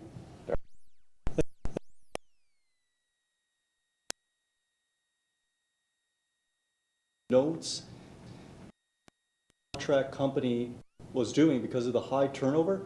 There's been 3 contract companies in the 14 years, and the amount of time that goes into the staff training of these officers because of the high turnover of that type of work, it's a lot of time spent just reviewing things before any work is actually done.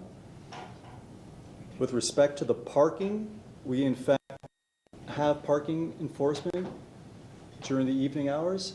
Case in point, the repo. We know that a certain night there's a tournament that happens, so we actually have enforcement taking place.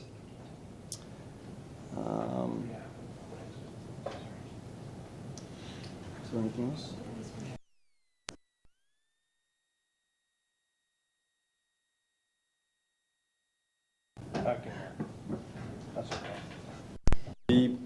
The fact that the hospital parking is now prohibited,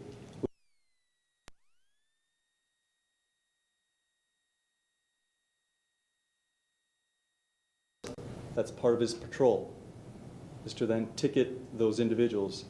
Pleasant Beach, we knew what happened in the fall. Again, because of limited.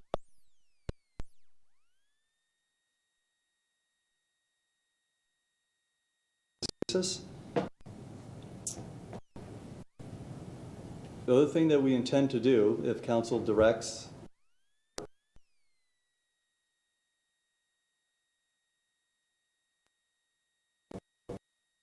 kind of see this position being a hybrid of the 2 functions, bylaw enforcement and parking enforcement.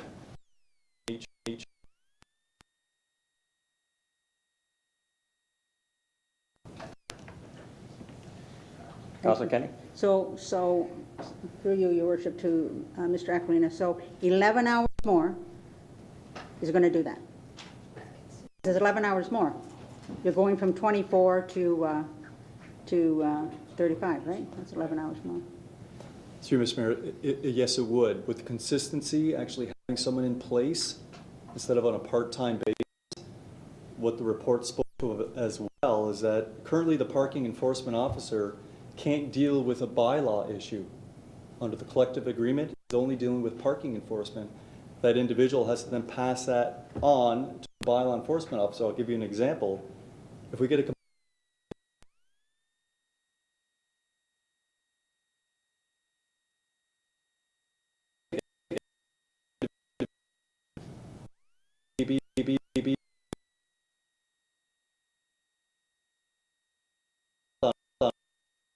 to deal with that matter, the position would be able to do both at the same time. Instead of putting it off, getting later compliance, there'll be a quicker compliance if there's one individual responsible for both duties. Thank you. Thank you, Your Worship. Thank you. Councillor Butters and Councillor Desmarais. Thank you, Mr. Mayor. A couple questions through you.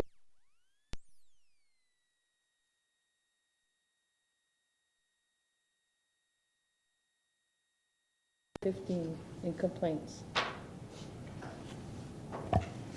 Through you, Mayor, the increase in parking alone has gone up 51%. The increase in bylaw enforcement has gone up 46%. And tree complaints alone as of September 30th went up 650%. And I just checked today, now the tree complaints are up 750%.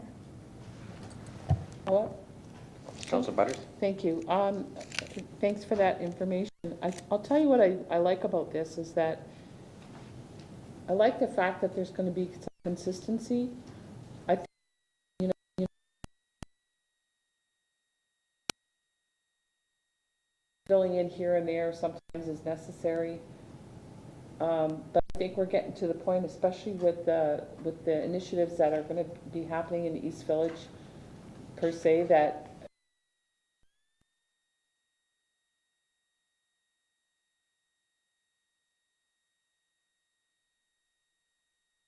probably is necessary for us to go this route. And my only last question is, oh crap, it just flew out of my head. Nuts. And it was just there too. We can come back to you. Come back to me, because I'm sure it'll zip in and it'll zip back in a minute. Desmarais. Thank you, Mr. Mayor. Through you to Mrs. Ham. Sherry, I'm totally in favor of this. And as you know, we've had many conversations about the need for more bylaw enforcement. If we were to make this change, will this get us closer to becoming proactive in our look at bylaw enforcement? Mrs. Hanson. Through you, Mr. Mayor.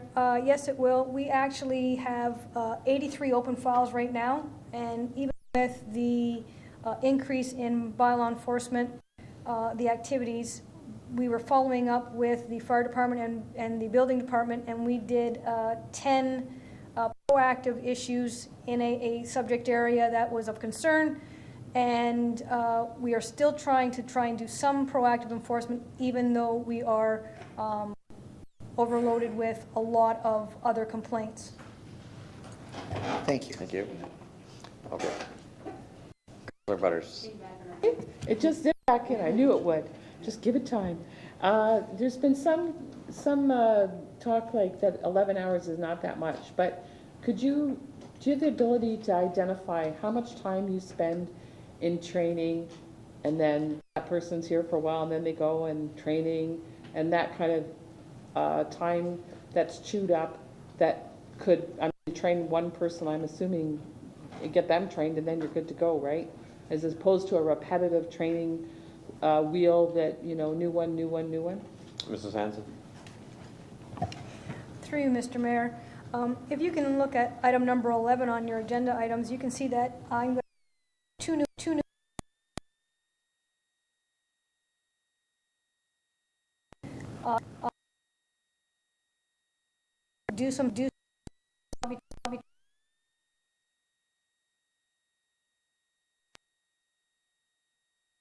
that will be on our employ, such as we have now. as the other bylaw enforcement officer. It takes a full season of different avenues to check, so winter patrol, grass cutting, trees. But once they're trained, they can actually go out and do some issues. With the parking that we have now, I will train an individual, they will leave the employee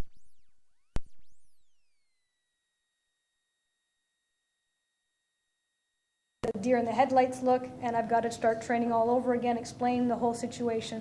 So it's an ongoing training. I never get an individual there long enough to actually be able to count on them to handle the situation. And when they're working part-time, all the phone calls and inquiries and front counter issues I still deal with because the individual's not around. Thank you. To my left, Councillor Elliott and then Councillor Doucette. Thank you, Mayor. Through you to Mrs. Hanson. Is it worth even entertaining the thought of hiring our own part-time bylaw officer instead of contracting it out to take it on staff to fulfill the 24 hours that have been used? That way we get to train them, we retain them, or are we going to face the issue of them being trained for a while and leave to their full-time employment? Through you, Mr. Mayor, we originally started with the part-time bylaw officer, and we didn't have a lot of candidates that were willing to work part-time, and the main reason that the individual we had part-time working left was for full-time employment. When we advertised for full-time employment, we got some better quality, skilled individuals to come out to apply for that job. Having an individual that is an employed individual full-time would be easier. If council's decision is to have it as a part-time basis, having an employee that is dedicated, that can be trained and will stick around is beneficial. Okay. Thank you. Just like a couple more questions. Because it's so encompassing. When you state that the increase in complaints went up 650% on the tree bylaw, and now you say it's 750%, can you give me an understanding of why and what those complaints are? Through you, Mr. Mayor, recently it was the direction of council to create a bylaw that would deal with trees to the roadway, dealing with dead trees and trimming. Once that bylaw was put in place, the complaints rolled in, and in 2014 we had 4 tree complaints, and in 2015 to date I believe it is 36. Councillor Elliott. Yep. Thank you, Mr. Mayor. Through to Mrs. Hanson. That being said, obviously the pendulum swung way too far to the other side.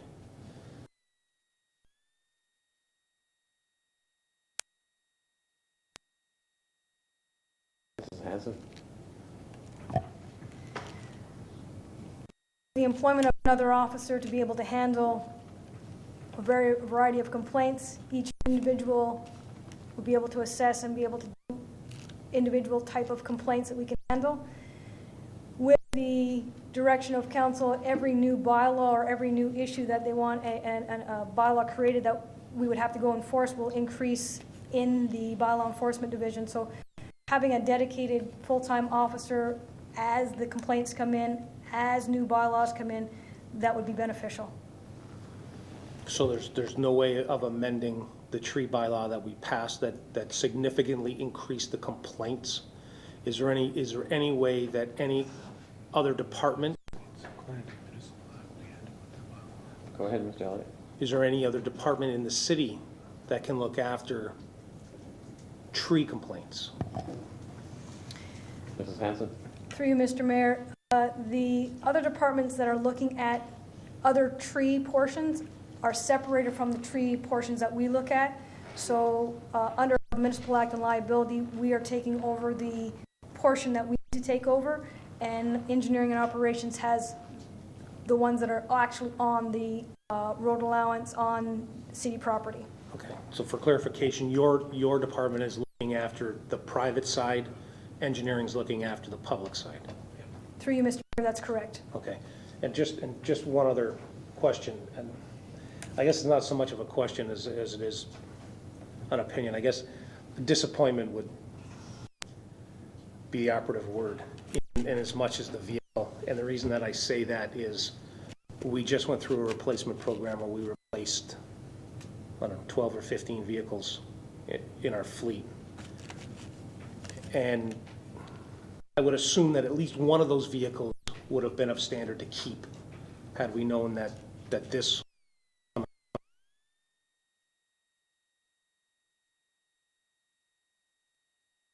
that we have to have as opposed to just a car. I'm not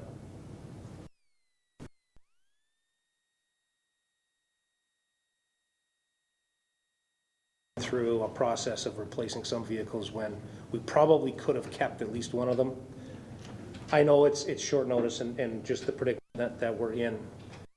That being said, the request to have another full-time person gives us three full-time employees in bylaw, and we get 2 vehicles. Does that work out for transportation for all 3? How do you work that out? Mrs. Hanson. Through you, Mr. Mayor, an all-wheel drive vehicle requirement was we have garbage dumping on the rural roads, the clay roads, dead-end roads, where I have personally gotten the city vehicle stuck. I've had to get a tow. We've had areas where we got stuck in deep snow. I've had to get a tow. So an all-wheel drive vehicle would be beneficial when we're dealing with those certain situations and getting out and around, especially when we're out doing red tagging and towing in a snow event. Having an all-wheel vehicle would be beneficial. As far as the question with regards to city vehicles, I would have to defer to Director Hanson in Engineering and Operations. I don't take care of the purchasing or redirecting of vehicles, so I can't answer that question. Just one final question. Thank you, Mayor. Through to Mrs. Hanson. I always look at ways that we can improve the way that we operate. And in here it says, Bylaw Enforcement Division is currently working on creating a clean yards bylaw, which will remove the garbage and debris complaints from the property standards bylaw, thereby reducing compliance times, removing the property standards appeal committee. That's progressive in that we're looking at one way of streamlining our processes. Is there any other way that we should look at or would be compelled to look at that we can streamline things? What I hear is that you take a lot of time reviewing and office time, which takes us away from the field. Is there other ways that you can identify that would save us time and money? And regardless of the outcome of the decision tonight, going forward, it would seem like we've got to find ways that we can get ourselves out of the office and out into the community. And by streamlining some of our processes would seem to be the correct way to do that. So I'll throw that to you for an open comment, but I'm thinking take a look at that either way the decision goes tonight on the item here. Mrs. Hanson. Through you, Mr. Mayor, in order to answer your previous question with regards to 3 staff people with 2 vehicles, there's office work, there's shift work and timing, so 3 people with 2 vehicles would still work. As far as streamlining and doing other things, I review bylaws on a regular basis, check out different issues and scenarios which will benefit the city, that we can move forward and make things easier, new programs to put in place.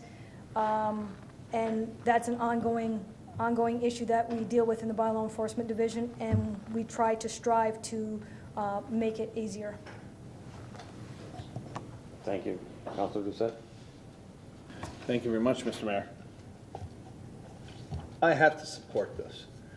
I mean, I remember even when I got on in the early 90s, I mean, one of the main things was bylaw enforcement, and I remember it taking us 4 years of hard fighting on Fair Street. I believe it was 4 to 5 years before we finally were able to clean up one piece of property. The more we have proactive action, the more people will behave accordingly. And I'll give you an example of that. I got a phone call today about an individual that went and warned someone and said, you know, you realize you really can't do that. And guess what? You know what the answer was? Well, as long as no one complains, no one's gonna know. Proactive action stops that, because they never know when someone is gonna come down, and we need the extra body. And if we're serious about this, we're serious about making sure that our bylaws are listened to, because I remember way back when we kept, I mean, people came in and they complained and complained and complained, and they said, we got to do something about bylaw, we got to do something about bylaw. And then when it came into the budget and we needed an extra body, it was the first thing that went off the list. Well, then you're not serious about bylaw. This is being serious about bylaw. This is being serious about being proactive. And I do have one question to CAO Louis. The fact that we have 3, is there a way of staggering shifts so that we can take up other times in the evening on a regular basis, so that we may not need that 3rd vehicle yet?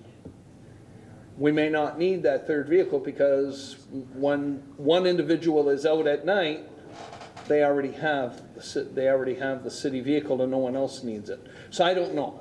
I'm just curious, and I don't know if you can answer that or Ms. Hanson can answer that, but I believe that we have to start thinking that way, because I do know that there are some bylaws that are broken after 4:30 with exactly that comment I just gave you. No one's going to know because there isn't anyone out to come and talk to us about it. And then I'll just deny it tomorrow anyway. Okay? CO Louis, are you prepared to comment on that? Yes, through your worship to Councillor Doucette, and I might ask Mrs. Hanson to weigh in on this after I speak, and Dan. I did work quite closely with Dan and Sherry on the preparation of this report and some of the underlying thoughts behind the report. Your question seems like there's 2 parts to it there, and the first part is the scheduling of the employee. And my understanding of this position, my direction to the writers of the report, was that the 2 bylaw officers will be equal. Their job description will be the same.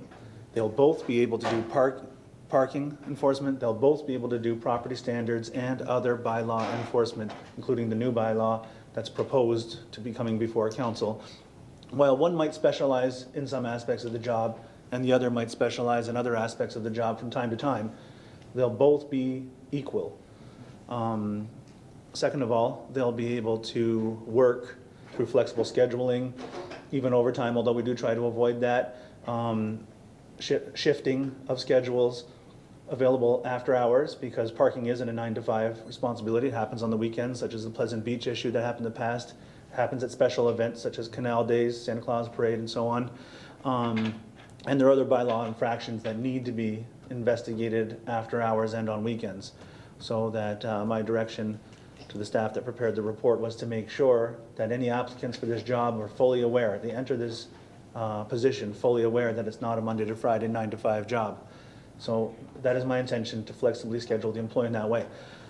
The second part of your question was about the vehicle, and to be clear, so this proposal is to refer to the budget as 2nd vehicle for 3 employees, not a 3rd vehicle. So this is 3 employees, 2 vehicles. And we currently have a situation where 2 employees share 1 vehicle. It's our preference, from time to time we do send city staff out in their own vehicle and pay them mileage. It's our preference not to let bylaw officers use their personal vehicles because of the threat of vandalism. It has happened in the past because of secondly, the professional appearance of having a city vehicle that says enforcement on the side, that can be marked in such a way to show the authority of the officers that operate it. And the situation today is that 2 officers can't work on 2 separate files in 2 opposite ends of town because there's only 1 vehicle. We do try to borrow a vehicle from a different department from time to time, but to have 3 working with 1 vehicle will be unsustainable for us. It was a misunderstanding on my part. Sure. I figured it was 3 vehicles. Two vehicles for 3 officers. Thank you. You're content, Councillor Doucette? Any other comments or questions? Then we move on to the vote. Councillor Main. Yeah, just a quick thing. I'm not going to beat anybody up over this, but I like the idea of a multitask, somebody that can do more than one job. To me, that works. Back in the day, I was always thinking about making everybody a deputy. You know, you have people drive around, they see the same things I see, but it's complaint driven, so they can't do anything about it, or they don't do anything about it. I'll give you a quick example. A couple years back, I was going down King Street, and there was debris on the road. And I was following a city truck, and I might have been following too close because I didn't see the debris, and he pulls out around the debris and keeps on going. I saw it, I pulled around. And I bumped into him at the coffee shop, and I said, why didn't you stop and pick up that debris? His answer was, well, so-and-so is supposed to be doing that. So that's left a sour taste in my mouth, and I'm sure that that's changed. I know that the foreman that was involved at the time no longer works for the city, but that always sticks in my mind that it's not my job, man, the Freddie Prinze syndrome.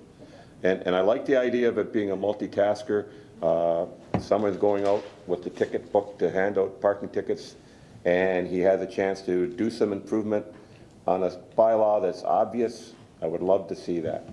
And if we could tweak that a little bit, I have no problem with this.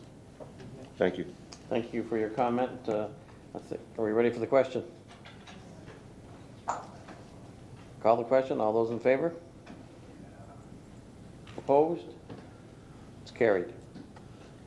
Item number 8. Mrs. Kenny.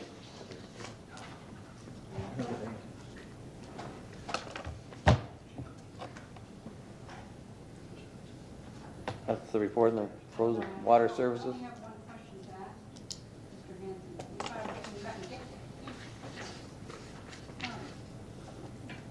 Engineering and Operations Department, Engineering Division Report number 2015-194, subject tendering for the project 2015-22 frozen water services replacement. Is there a seconder for the recommendation? Councillor Doucette? Councillor Kenny, do you wish to speak to this? Yes, just one question from you, Worship, to Thank you. Mr. Hanson. And that is the difference in the pricing, tendering. Hey, that's a lot of dough. That's a big difference. And so I just wanted to know if you could explain that to us. Director Hanson? Through you, Mr. Mayor. Most times when you see a vast difference in tenders, it's an indication of a couple things. Probably number one in this case, we'll speculate that the other two contractors have been on. There was 4 sets of documents out. The other 2 contractors are still very busy, and we're looking for something that was going to pay them a lot of money if they were going to leave their current jobs. I would just say that fortunately, the low bidder, Gibbons Contract, is an excellent contractor. His prices are right on in terms of our budget. We have $680,000 budgeted for the services.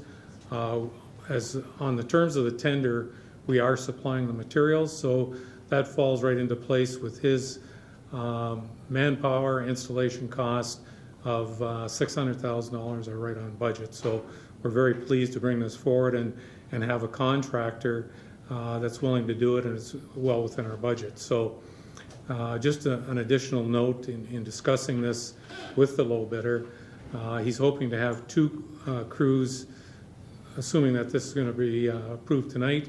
2 crews will be starting immediately on these services that have to be lowered and insulated to the new city standard, and that complement of crews will be increased to 5 to 6 crews once he's finished some of the current work he's doing now. So we're hoping to have these crews doing as a minimum 2 services a day. So if we can get 5 crews doing 2 services a day, I think we're well on our way, if the weather holds, to get these 150 services lowered and insulated through this contract. And at the same time, our crews are also doing some of these services. So trying to get this all addressed by the January freeze-up. Councillor Kenny, any additional? That's great, thank you. Councillor Doucette? I already answered my questions, thank you. Councillor Elliott? Thank you, Mayor. Through you to Ron. I had cited and I found that newspaper article that I talked about with that borrowing your neighbor's water. And one thing that struck me when I looked at it, we've got 150 replacements that we're going to lower, and we budgeted $680,000 for it. And when I read this article, it jumped out at me. It said, in 2015, they had 254 calls in Niagara Falls for frozen water. And in repairs and restoration, and I'm assuming that's kind of what we're doing, Yes. their total bill was $726,300 for 104 extra calls. So when I see us at 680 and they only paid $46,000 for 104 extra calls,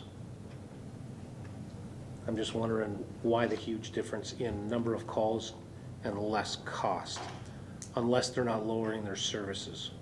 Is there any way you can find that out from them, just to see and do a comparison?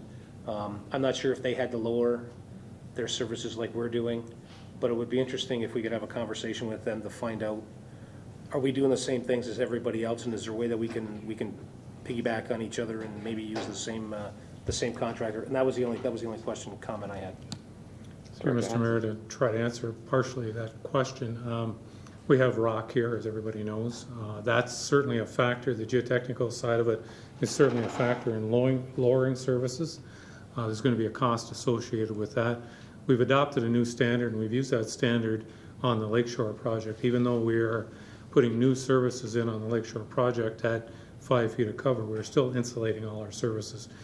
Having experienced 5 feet plus of frost in the past winter, we're not going to take that chance again. So every new service is going to be a minimum 5 feet of cover with full insulation. The insulation is a good practice in terms of a little bit of extra protection.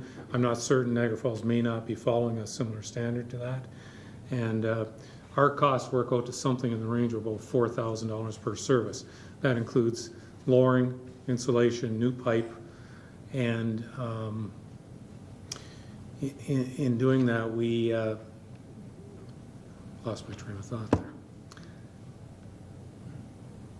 Cost of doing services? It's old age. Sorry, I lost my train of thought. I had a good thought there to tell you, but it's gone. So it's about $4,000 per service. I don't know what standard they might be following, but we think that's a fairly good price, and it fits within our budget. So I'll certainly follow up with Mr. Holman in Niagara Falls and see what those standards are that they're using. Just one quick follow-up question. Go ahead. This will be completed, I'm hoping, before winter sets in, or how long's the project going to take?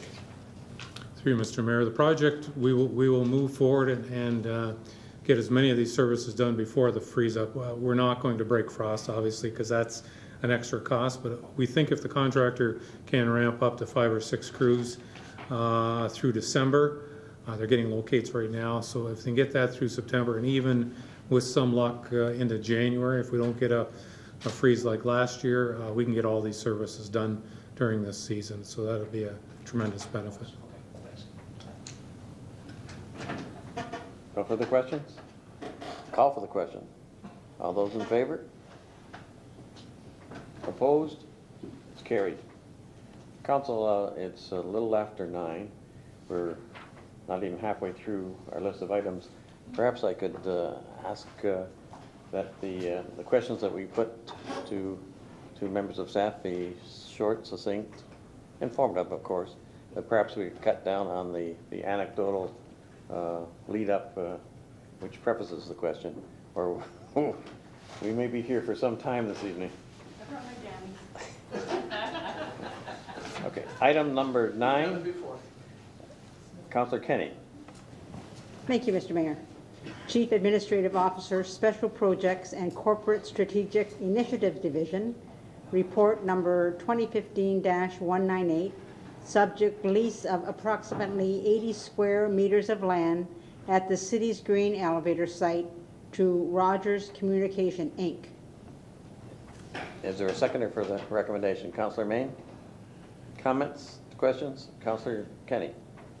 As direct as I can, Your Worship. What I want to know through you to our CAO, I would like to know if the new leasing monies that we get from Rogers can go directly into the account that we have set aside for demolition purposes of that building in the future, because I know we've taken from that fund, and so I'm hoping that these monies can go directly into that account.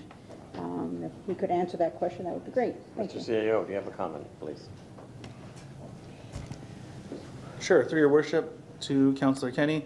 I do know that I don't have very recent figures, but from a few years back, we estimated the cost to demolish the eventually vacated elevators at over $2 million with a little bit of recapture for some salvage of the materials when they're recycled, and our reserve being less than $1 million, leaving a liability on the taxpayers of over $1 million, and in some estimates close to $2 million.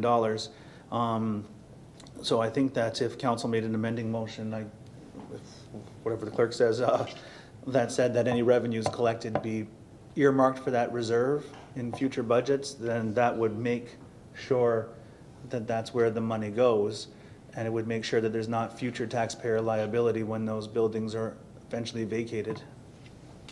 Thanks, Mr. CAO. Councillor Bodnar? Thank you, Mr. Mayor. Through you, wouldn't this be a budget item? There may be need. I get the whole thing. I don't disagree with the thought, but wouldn't the discussion be that where's this money going to be used at budget time, and then that question be asked and be put in rather than, do it now when we don't know what the budget is going to be, whether we're in need of or we're flush with money. Just a thought process.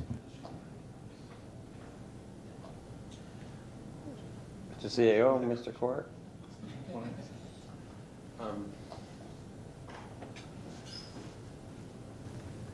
To you, Mr. Mayor, to Councillor Bodnar. I believe, from my understanding, that this could be a budget item. I'll discuss it with the director when he gets back on Thursday. Well, council, certainly, it's within their power to make that recommendation to let the lease payment be part of the fund designated to pay the cost of deconstructing, demolishing these structures, if that is the wish of the mover and the seconder. Councillor Kenny? Thank you, Mr. Mayor. That's what I'd like to see. I'd like to make that motion, that the monies be set aside into that account, because I know we still have that account, and that the money continues to go in there and helps build up that fund. I don't like to see the liability to the taxpayer get any worse, and this way, with funds going in there, it should only get better. Thank you. We had a seconder. Does the seconder agree with that amendment? Yes? Okay. Are we ready for the question as amended? We'll vote on the amendment first. Mrs. Butters, do you have a question? All right. Does everyone understand the amendment? Madam Clerk, do you think you could rework that one back for us? Thank you, Mr. Mayor. The motion as I have it at this point is that any reserves collected be allocated or earmarked for the reserve fund for the eventual demolition of the building. Understand the proposed amendment? Call the question. All those in favor? Opposed? It's carried. Now can we have a vote on the motion as amended? All those in favor? Opposed? It's carried. Item number 10. Mrs. Kenny. Thank you, Mr. Mayor. Chief Administrative Officer, Special Projects and Corporate Strategic Initiatives Division, report number 2015-199, subject adjustments to existing lease between the City of Port Colborne and P&H Inc. and the lessee Explornet for existing telecommunication fixtures located on the city's green elevator building. Is there a seconder for that recommendation? Councillor Kenny? Or Councillor Elliott? Any comments or questions? Thank you, Mr. Mayor. My comment is the same. I'm glad to see this increase, and I hope that continues every year, that we get that little bit more whatever that percentage is, but that money, again, is earmarked for the demolition fund that we have. So I'm in favor of this motion, most definitely, but I'd like that amendment to read the same as my previous. Thank you. Is there recommendation for that motion? Councillor Desmarais? Is there any thought in view of Mr. Corr's comment that might want to refer this to a future meeting to get the input of Treasurer Siness? There being none, then we call for the question as amended. And you're content with the amendment, Mr. Maine? Absolutely. I'm sorry, Mr. Desmarais, you voted you seconded it? Yes. Okay. Are we both, first we'll vote on the amendment. All those in favor of the amendment? Opposed? That's carried. Now we'll vote on the motion as amended. All those in favor? Opposed? That's a tie vote. I will vote in favor of the motion. Okay. Item number 12, Councillor Elliott.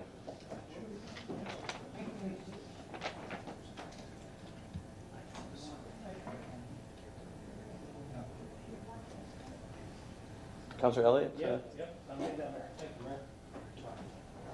scroll and scroll and scroll. Richard Rybiak, Chair, Niagara Central Airport Commission, Niagara Central, Dorothy Rungling Airport 2015 Q3 report. Is there a seconder for the recommendation? Councillor Butters? Discussion? Councillor Elliott? And as soon as I find it. To the point, page 92, 2016 budget issues. NCDRA will be looking for funds totaling $154,000 for need to work in 2016. Obviously, it's capital. We split the cost. How much of the $154,000 is on us? And is this a loan, or is this just a grant giving it to them and they're not paying us back? To whoever can answer that. Do we have a comment or response to Councillor Elliott's question? Vice Chair. As Vice Chair, are you prepared to answer this, Councillor Butters? Well, I can try. These are the budget issues for 2016 for the airport. So what we did just actually last week was we met with the CEOs or their designate, treasurers or their designate. The region was also there at the table. We all met at the airport to go over these items because we made very clear to the regional representation that for the 4 municipalities to fund this bill is not reasonable. And so what we're attempting to do is come up with a way to fund these things so that they don't all fall on the backs of our municipalities totally. So, but you have to know that these things are coming up, and you know there are no secrets to our municipalities. It is what it is, right? Our process is going to be that we're going to be working together to come up with a funding formula that will work for our municipalities as well as be able to fund this airport in the way that it has to be. We did get a $100,000 grant from the feds, which is based on matching monies, so that we're looking at how we're going to do that, whether it's going to be by debenture or some other means. I'm not sure yet because we're all supposed to meet back at the end of, or the third week in November, we're meeting back to continue finding a creative way to deal with this. So my own personal position is that the region should be kicking in some serious dough here. They funded the Niagara District Airport in the north because the municipalities there that take care of that one weren't going to be able to come up with, you know, buckets of money. They got a grant from the, between the province and the feds in that time frame, and the region matched it. So region basically invested close to $5 million at that point into the Niagara District Airport. So what we're expecting, and I think reasonably so, is that now's the time that this airport needs far less money to bring itself up to the standards identified in these budget issues. And really the region has to be at the table for that. So yes, we're going to be looking to do this work, and we're going to be as creative as we can be. And then we have a number of different ways that we think that we can do it, and one of them is based on the taxes, a tax scenario that will free up money, and the other one is really the region kicking in necessary funds to this airport, because I totally do not believe in any way, shape, or form that the size of Port Colborne, Pelham, Wingfleet, and Welland could possibly carry this burden. There's no way in God's green earth that we could be expected to do that in any reasonable fashion. So that message was very clearly sent to those regional reps, and I was really like heartened by the conversation around that table, because there's some really good talent there, really good brains there, that are coming to bear, that are going to help us navigate what I consider to be important work that has to be done, but also a minefield, really, of how we're going to do it. So it's not the best answer as far as, yes, so-and-so is going to pay for it, but that's the true answer of what we're doing to deal with it, if that helps. Councilor Elliott. Follow up? Kind of, sort of. Does the airport pay us back for the capital contributions? Is it a loan? It's just a straight out, we're paying what the capital cost is? Well, the shortfall, which we fund, has been about $80,000 a year, which is shared between the 4 municipalities. The revenue generated is about $100,000. So the 80,000 has been the shortfall. So if we have to look at how we fund these things, and there's certain ones that we want to make sure we get the money for. Obviously, the 100,000 matching is pretty important, and we know that the other ones are going to be phased in over 2016 and 2017. So we have we're giving you the list of what we think we need. Now, as far as the land use plan and the business case plan, we're going to be getting help from our municipalities as well as the regional side of this. So I can see that those items will be more of an in-kind thing, as opposed to, oh, here, you got to pay out cash for those, because those people around that table have those talents and have offered them. So that's Okay. We'll reduce it some. So we outright pay we subsidize them at the 80,000 for their operating. But on the capital side, we subsidize them as well. It's a straight payment on whatever their capital costs are going to be. It's not a debenture that we're giving them. We're not getting any money back for the capital costs. I get the operating costs we're picking up, the shortfall in the operating. But as far as the capital cost goes, it's a strict, we're paying the piper, the whole thing. Correct. Thank you. Any other questions? Councilor Kenny. Just a comment, because I was at that meeting, and so was Stephen. And just to make Councilor Wright know, all the treasurers of each municipality are going to sit down and discuss this. Then all the planners are going to sit down and discuss it. And then when they come back to us in 3 weeks, we hope they have the formula all worked out of how that's going to work. But I just think we all remember when they gave that money, our regional tax dollars, or a portion of our tax dollars at the region, came out of that. So we've all paid for the northern end, and so we want them to pony up for the south end. And the economic spin-off, I mean, Stephen can attest what they told us is amazing for the area. Thank you. Any other comments or questions? All those in favor of the recommendation? Please raise your hands. All those in favor?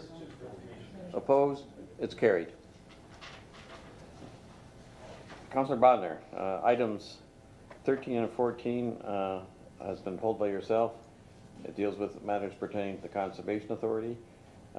We do not have a representative here tonight from the Conservation Authority. I am a member of the board, but I'm not prepared to answer these questions or whatever questions that you might have. So I would perhaps recommend that this be referred to the next cycle, which would be November 23rd.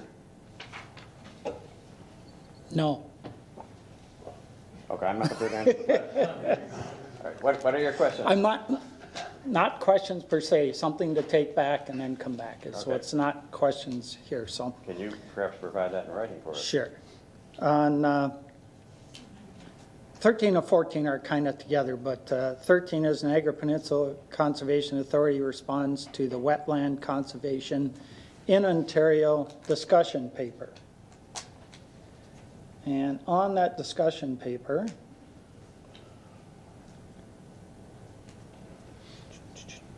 on page 98, these are things that if you haven't dealt with this, I think Councillor Butters and I maybe get to deal with this just a little more than other councillors, but there's some important things in here that they're talking about.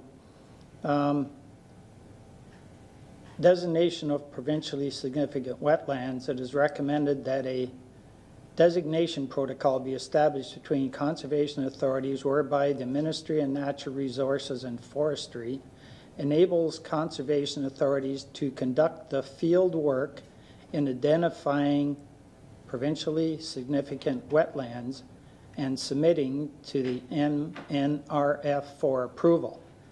Thereafter, when engaged in meeting with landowners, municipality stakeholders, conservation authorities in collaboration with the Ministry of Natural Resources and Forestry are well positioned to make informed and timely regulatory decisions. And this goes to the fact that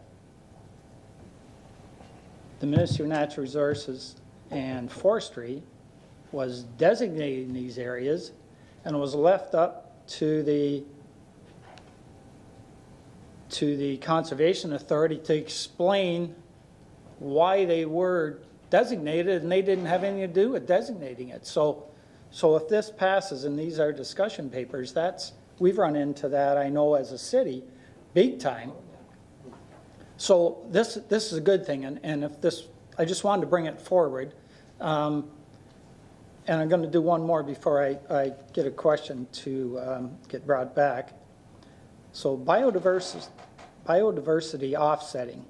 And I'd like Mr. Aguilina to correct me if I'm wrong in my interpretation of this, but given the multiple layers of regulatory instruments at times that may be an opportunity when growth impacts a regulated area, that the concept of biodiversity offsetting can be implemented. In this regard, conservation authorities should be given the opportunity to introduce the potential for biodiversity offsetting. The introduction to the discussion paper indicates that it has been suggested that the government could consider policy to achieve no net loss of wetlands. The Niagara Peninsula Conservation Authority's board's comments on the recent provincial plan review supports the idea of the province considering policies to address biodiversity offsetting. And Mr. Aguilina, am I wrong? We've run into this before where there's a development and one small piece of it is wetland.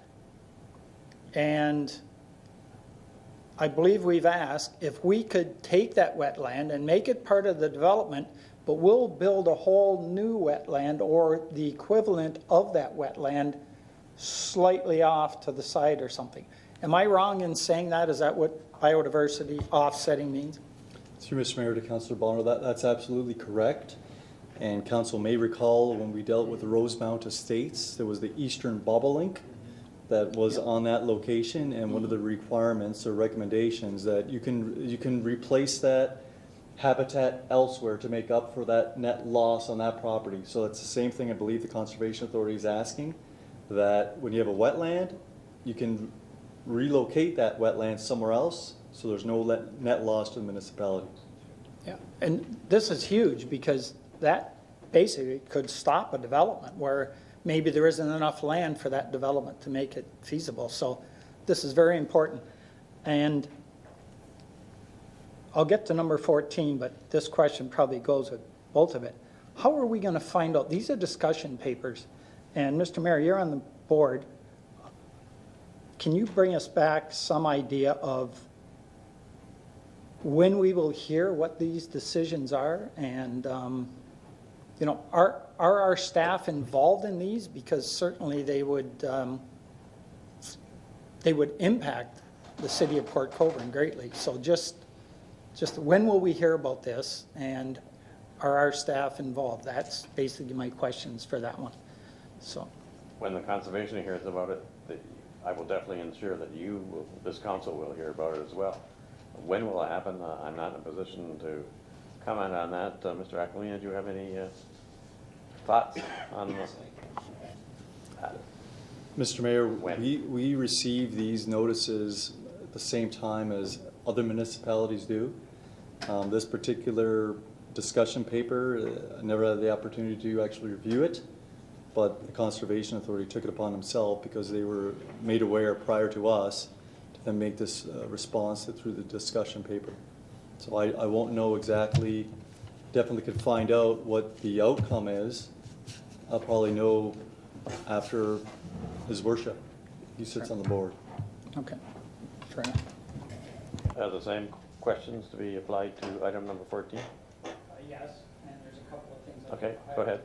You want me to do them both, or should we just vote on this one first? Well, let's press vote on this one first. All those in favor? I'm sorry? Oh, we're lacking a seconder on that. Councillor Butters? All those in favor of the recommendation? Opposed? Carried. Item number 14, Councillor Bodnar.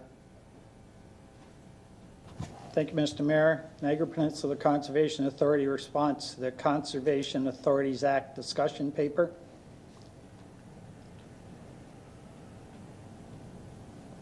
Is there a seconder for that recommendation? Councillor Butters? Discussion?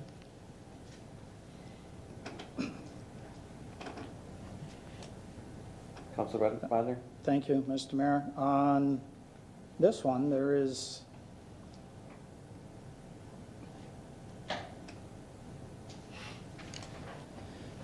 some thoughts here that the Niagara Peninsula Conservation Authority has put forward on questions asked. And one of the questions asked was, in terms of governments, what should be expected of the board and its members? And it says, upon municipal appointment to the board, members should focus on a holistic basis matters that pertain to the local watershed boundaries and not necessarily along municipal boundaries.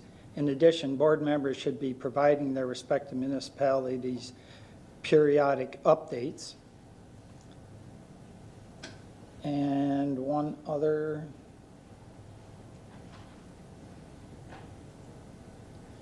And this is, are there other revenue generating tools that should be considered?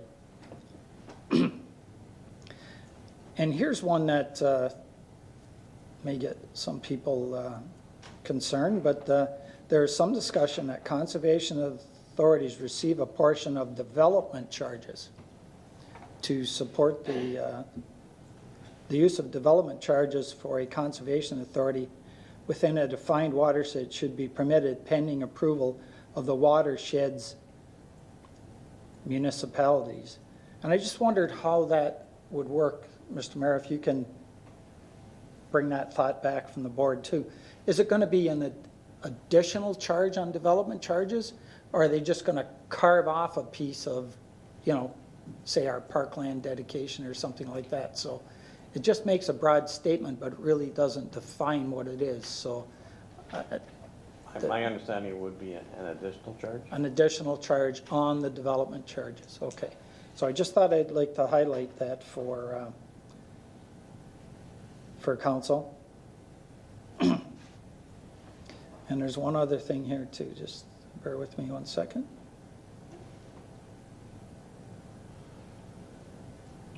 And this is in the use of,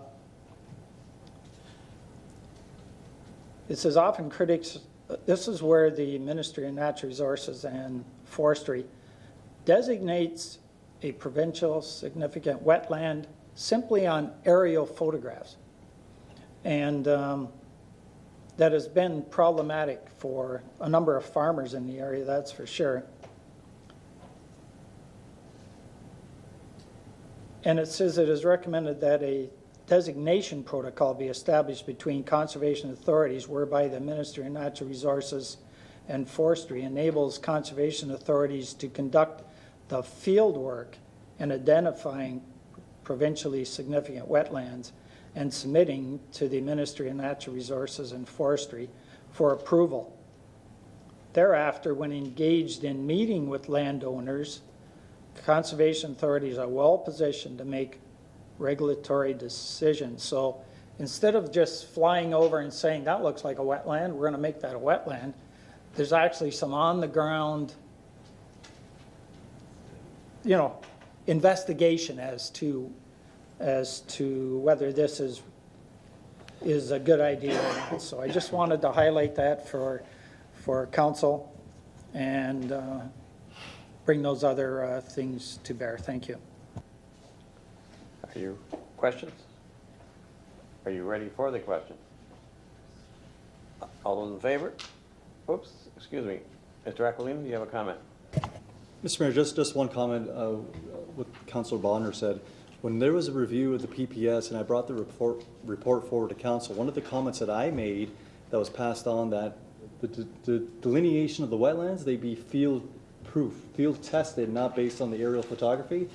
And that comment came forward with all the other municipalities as well, is that before the provincial government designates wetlands, there be some field truth to that designation. So I just want to bring that to council's attention. And that's a good thing. Thank you, Mr. Aquilino. Again, I called for the question. All those in favor? Opposed? It's carried. This would appear to complete our items for correspondence.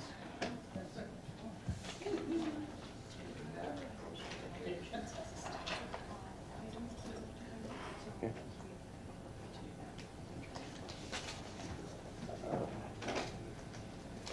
I understand the Director of Operations has a staff report that he can bring forward at this time. Mr. Mayor, just for clarification, under the staff updates to council, I just had a quick verbal update for council I wanted to present. I've been asked to bring forward just a notice to council that we're going to do some work on the intersection at Kalali and Melonby. We've delayed some preparation work. We need to install 4 traffic light standards and a culvert, which will be the 4th leg of that intersection for the operations center. We've purposely delayed that work because of the ongoing bridge issues between Bridge 19 and the Weir 8 structure. Starting in December, the Weir 8 structure will be back in service. We're going to do some work. The region's going to install 4 traffic light standards, and our contractor, our district contractor, is going to install a culvert for that 4th leg of the intersection. I just want to let council know that all that work will be done off the road allowance. It won't have any impact on the existing traffic because there's still ongoing traffic issues with 19 being out until probably middle of January. So just in case you get some calls or there's any concerns about the work going on the intersection, there'll be no impact on the traffic ongoing through the work. Thank you. Any questions of Mr. Hanson? I think that's eminently a good idea. Quick question. Promise it won't impact traffic? I have a quick response. Don't go there. Mr. Mayor, I have all the assurances from the region, it's their intersection, that there won't be any impact. All the work's on the boulevards, actually. On the city side, the operations center side, there's 2 poles that have to go in there. The other 2 poles are in the boulevards of the intersection, so I'm assured that all the work can be done that way. Just as a refresher, the reason we're doing this, we're trying to do as much prep work as possible for the operations center prior to the work being awarded to the general contractor. So in getting the traffic signals ready, getting the hydro relocated, and getting this culvert installed for the access to the site, we're going to save some substantial time in the spring when the contractor is ready to start. We'll save them about a month or two's time in getting this work all prepped and ready to go. So that's been our plan all along, and we're just trying to facilitate the project as best we can. Chief Cartwright, do you have a comment? Your worship, not to that, but just 2 other quick updates if I could. The replacement truck will be delivered tomorrow between 3 and 4 o'clock. That's the one that was written off. The new truck will be here tomorrow between 3 and 4. We hope to have it in service within 7 days. The second thing is for the councillors in Ward 4, I've just ordered 2 public access defibs, one for Shirkston and one for Bethel Community Centers. That'll complete the route that we wanted to install. Thank you, Chief. Good news. Are there any notices of motion this evening, Madam Clerk? Any members of council have a notice of motion? There being none, I call for a motion to adjourn.